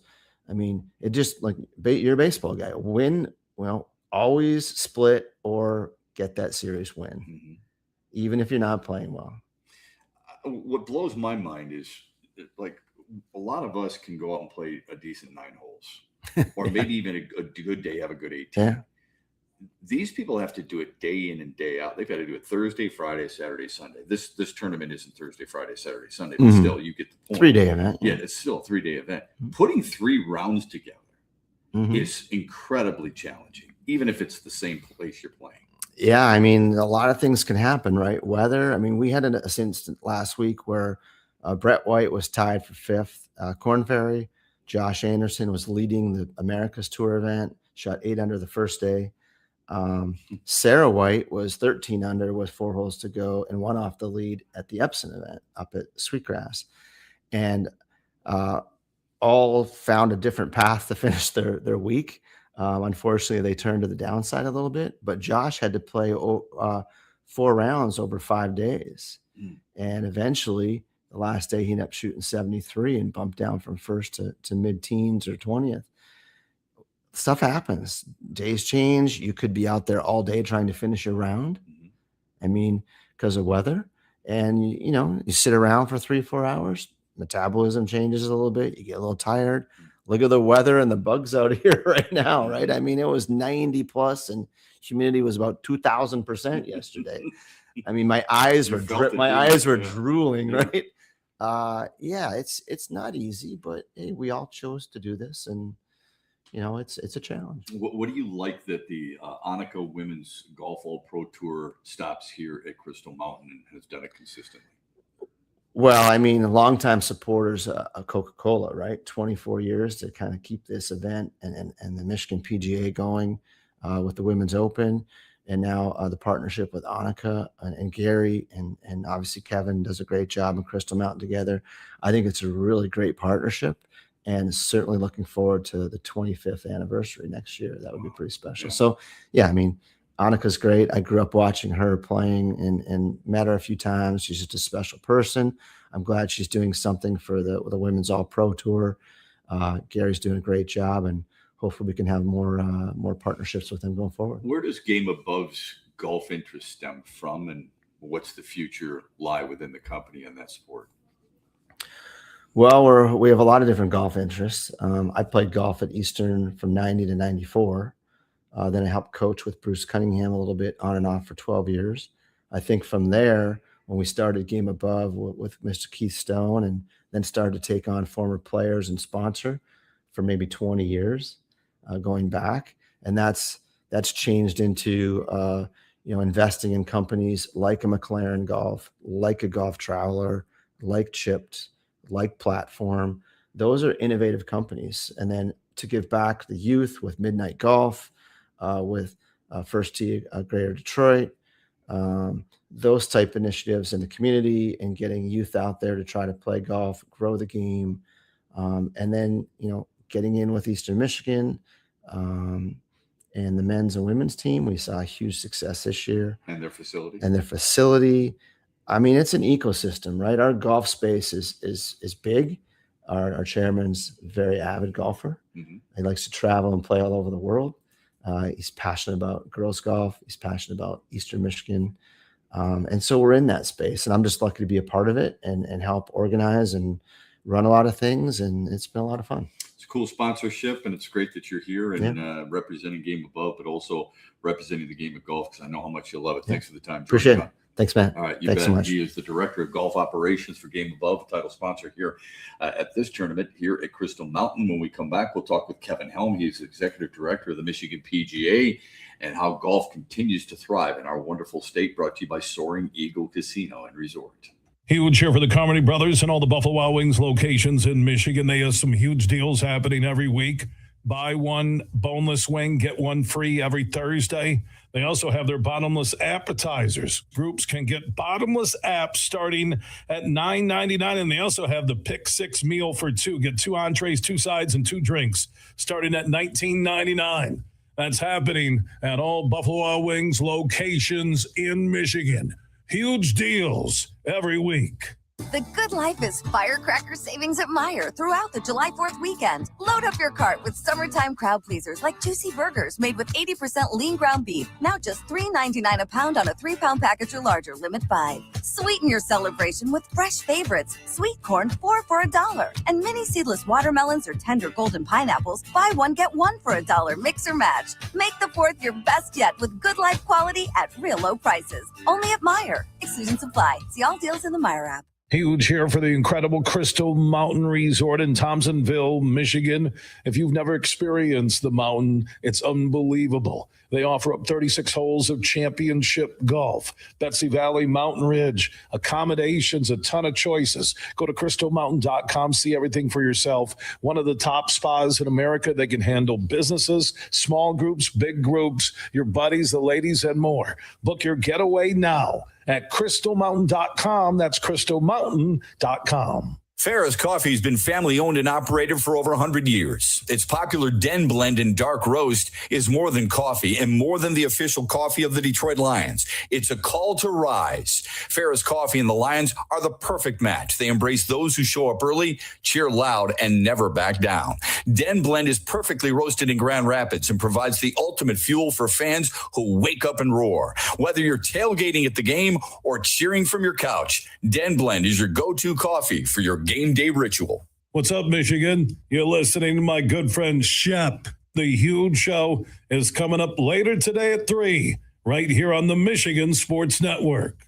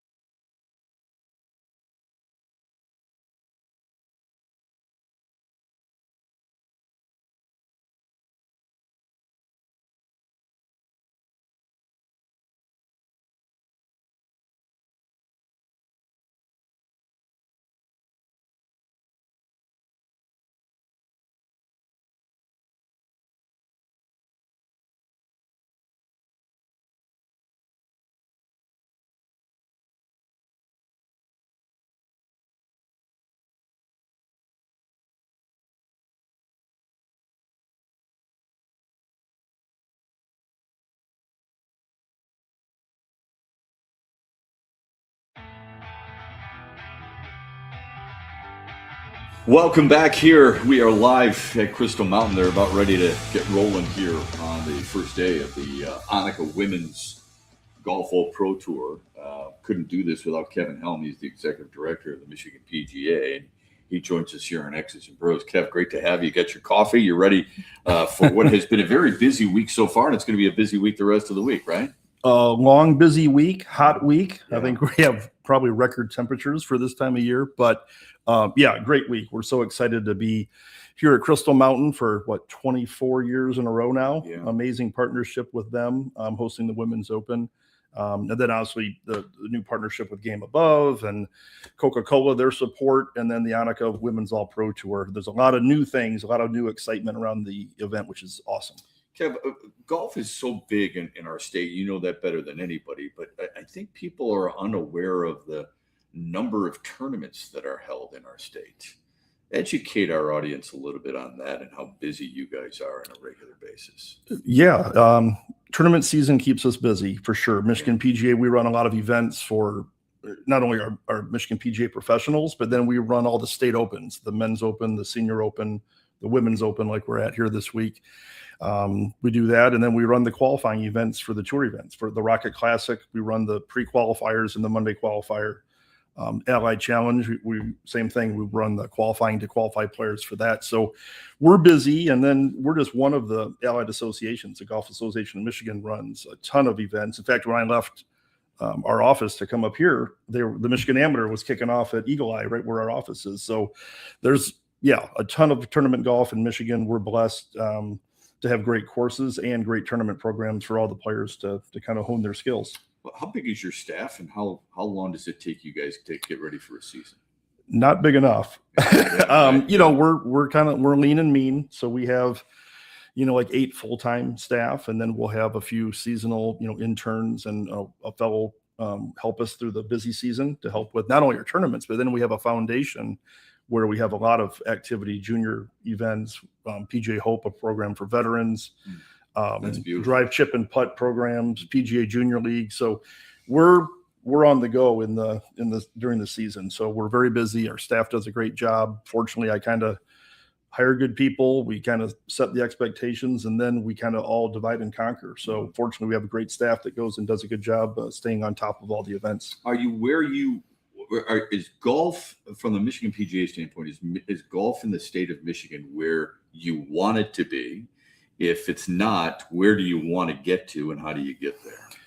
I think from a running our event standpoint, I think it's terrific. Participation's been good. We're not having difficulty filling events, so that's great. That tournament golf is healthy in Michigan. I think just golf in general. How are the facilities doing? I talked to a lot of our professionals. I talked to a lot of golf course owners. They seem to be very happy with their tee sheets. They're filling them up. What's that say about our state? We have extremely passionate golfers here in Michigan for a very seasonal northern state. We play a lot of golf. We lead the country in the most public golf courses of any state, which a lot of people wouldn't think for a northern state that we would do that. But golf's a big industry in Michigan. I think $6.2 billion between direct and indirect impact on the economy. So golf business in Michigan is really big. It's getting bigger for women's golf specifically. Why do you think that is? And where can you tell us from where it came to where it is now? Boy, that's a great question. And we certainly can't take credit for all that. I think we're very proud of this event, events like this I think there's always been a lot of interest among young girls and women to play. Mm-hmm. They probably, unfortunately, didn't have the opportunities. So we were very proud to be one of the first states to have a state open, a women's open, back in 94? I think we started this. And we're very proud of that, and we love to try to provide platforms like this for the women trying to make it out on whether it be the Epson or the LPGA Tour. Let's run events like this and give them a platform to try to hone their skills and get there. Golf is your life. It's your business. So obviously you're passionate about it, but it's an important teaching tool too. What do you think it teaches people most? It's a unique sport. I mean, honesty, accountability, respect for your playing partners, your fellow competitors. It is truly. That's why I'm so bullish on getting juniors involved in golf. Yeah. It teaches them so many things besides just how to score the golf ball. It teaches them how to get along with people. When I hire people, not that they have to be a golfer, but it sure does help if they played sports growing up, because you learn a lot of things that maybe parents don't teach you sometimes. Coaches can be kind of tough love sometimes, but they teach you accountability and, okay with that. and discipline. So I think golf teaches you so many things. And then on the business side, I know a lot of companies that really like people that play golf because they can entertain people. They know relationships. They know how to go out and have a business meeting with somebody on the golf course. And you can accomplish a lot in 2 or 4 hours on a golf course. And it forces you to really get to know somebody. Does. It really does reveal character. Absolutely. Let's talk about the elephant in the room oftentimes with any sport, and that is cost. Not just for equipment, because at least in golf, once you get the equipment that you've been measured for and that you truly like and embrace. I've had my irons for, 15 years. I have no problem with it. But the cost for a round of golf, especially on the weekend, can be pretty expensive in the state of Michigan. I know that's not something you can control, but is it something that you monitor? And how concerned are you that you almost price certain people out of it? That's a great question, and probably could do a whole show on the economy of golf. Really, the market kind of sets what the prices are, because if courses are charging too much, they're going to struggle. They won't be busy. It's like any other business. People will either consume it or not. I think what is the beauty of golf, though, is there are a plethora of facilities and different levels. You can play a $20 round of golf if you want to. You can play a $400 round of golf if you want to. So there are options that people can kind of find their niche or where they're comfortable, or based on how often they play. I can pay $150 if I do it once a month, but you're not going to do that if you play 4 times a week. So fortunately, we do have a lot of affordable golf in Michigan. I think it gets a little bit of a bad rap when people see maybe the most expensive resorts and what they charge for one of their courses, but that's not really the norm. I think we're all in all, compared to other states, I think we have a great product for a very good price. There was a point in time where there were a lot of golf courses closing, not just in Michigan, but around the country. It seems like we don't hear that talk any longer. What was the change, and when did it happen? I think back in the 90s, early 2000s, it was a boom. We overbuilt. I think it was like economy was good, golf was booming, and people just kept building golf courses thinking it's on the way up. I think we overbuilt. Certainly in Michigan, I don't know about across the country, but certainly in Michigan we did. And then when things leveled out, all of a sudden the tee sheets weren't full. It was really hard, and you had to be a really good operator, really good business person to make money when in that climate. Now things have leveled out a little bit. I feel awful for courses that for negative reasons went out of business, but I think it was a natural adjustment that got us to where the right number, I guess the supply demand has kind of leveled itself out. Last thing for you, Kevin Helms, the executive director of Michigan PGA. I'm sure in the off season you are going to various conferences with other state PGA presidents. What is it you're telling them about the state of Michigan? What's the feedback they're giving you about our state and the state of golf in it? It's interesting you asked that. And this is a shameless plug for Pure Michigan and the campaign that we've done to promote that. Time, yeah. I got calls. We go to meetings. My peers in other parts of the country say, enough with the commercials. I mean, they saw those and they said it was incredible, but this is Arizona. I mean, they were all over the country, saw that and commented on it. They noticed it because we were so aggressive in promoting tourism to Michigan. And I know there's been studies that certainly delivered a lot of return for the investment on that.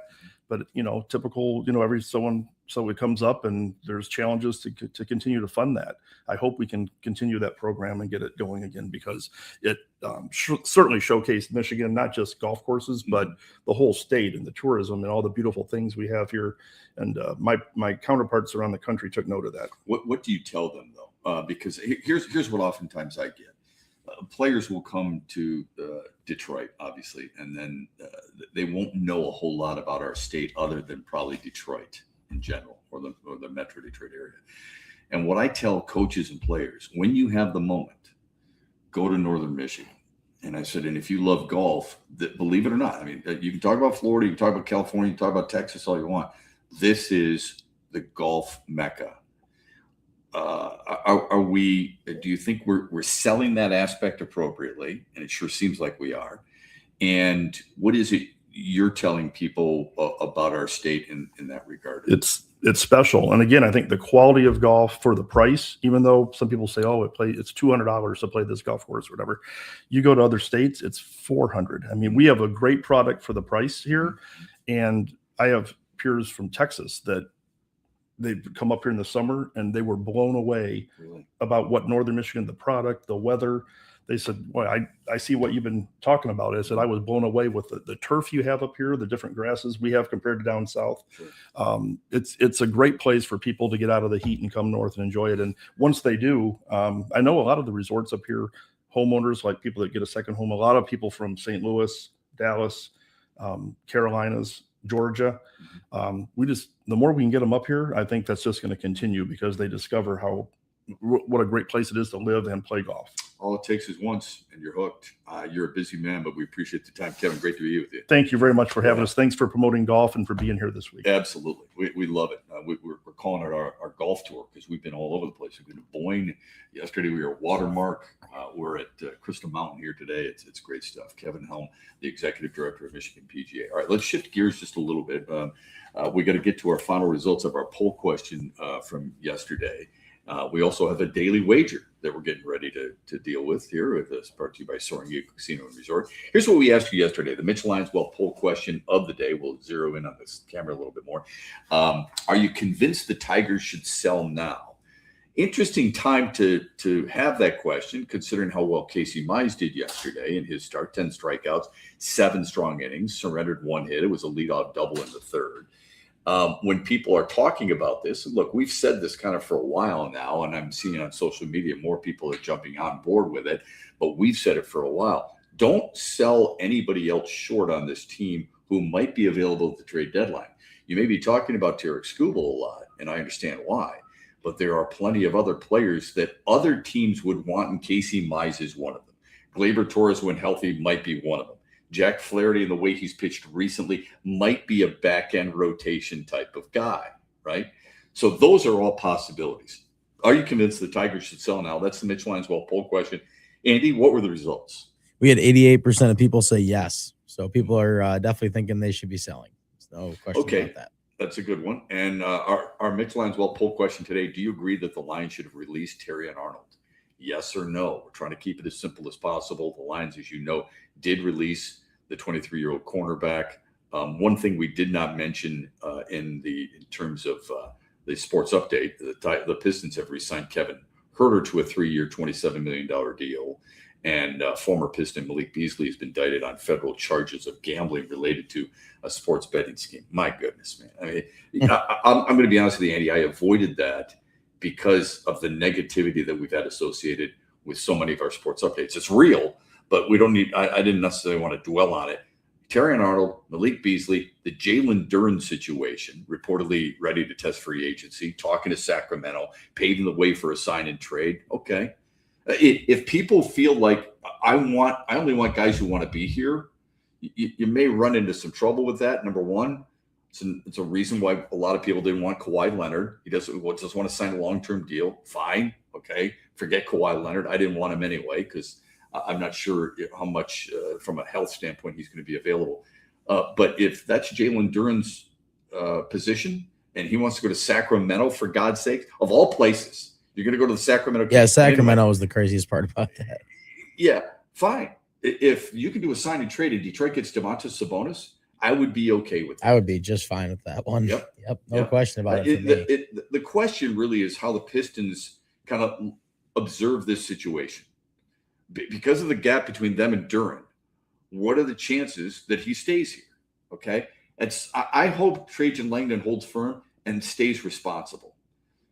You may not like the job Steve Eisenman's done. He's staying responsible.